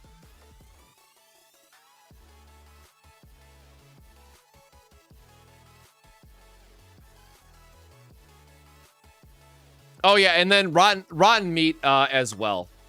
Okay, so that said, it is definitely late. I appreciate y'all being here. For me, I got work in the morning, though, so I got to be wrapping it up here. But if you haven't already, hey, if you want to support more CZN or just other gacha games, again, we'll see kind of what's coming out next. I got to figure out what other game I'm looking forward to in the short term, because Brave Frontier is like a next year thing. Honkai Nexus Anima still, I'm still thinking about in the back of my mind, because that game was really good during the closed beta test. So that's also a 2027 game. So who knows? We're going to figure out what other games we're looking forward to in the near future. But make sure you follow us on Twitch or subscribe to the YouTube channel. Again, I just put out the OTK guide video. So if you want to understand where the nerfs have landed for Orlea and which builds are still very good to build, you can check out that video. And I did 4 different builds actually as like a side-by-side comparison. So really went in depth into the OTK build and where everything else is at. But otherwise, for me personally, I'm going to be taking a small break tomorrow night to go play some card games at my local game store. But Saturday, we will be back with more CZN, doing a little bit more sortie, working on some more builds and some theory craftings. So make sure to stop by then. But in case I miss you, happy Friday. Have a wonderful weekend, and we'll be seeing you here again next time, sometime soon, hopefully. So until then, my friends, stay safe, stay hydrated, and we'll see you in the next one. Cheers.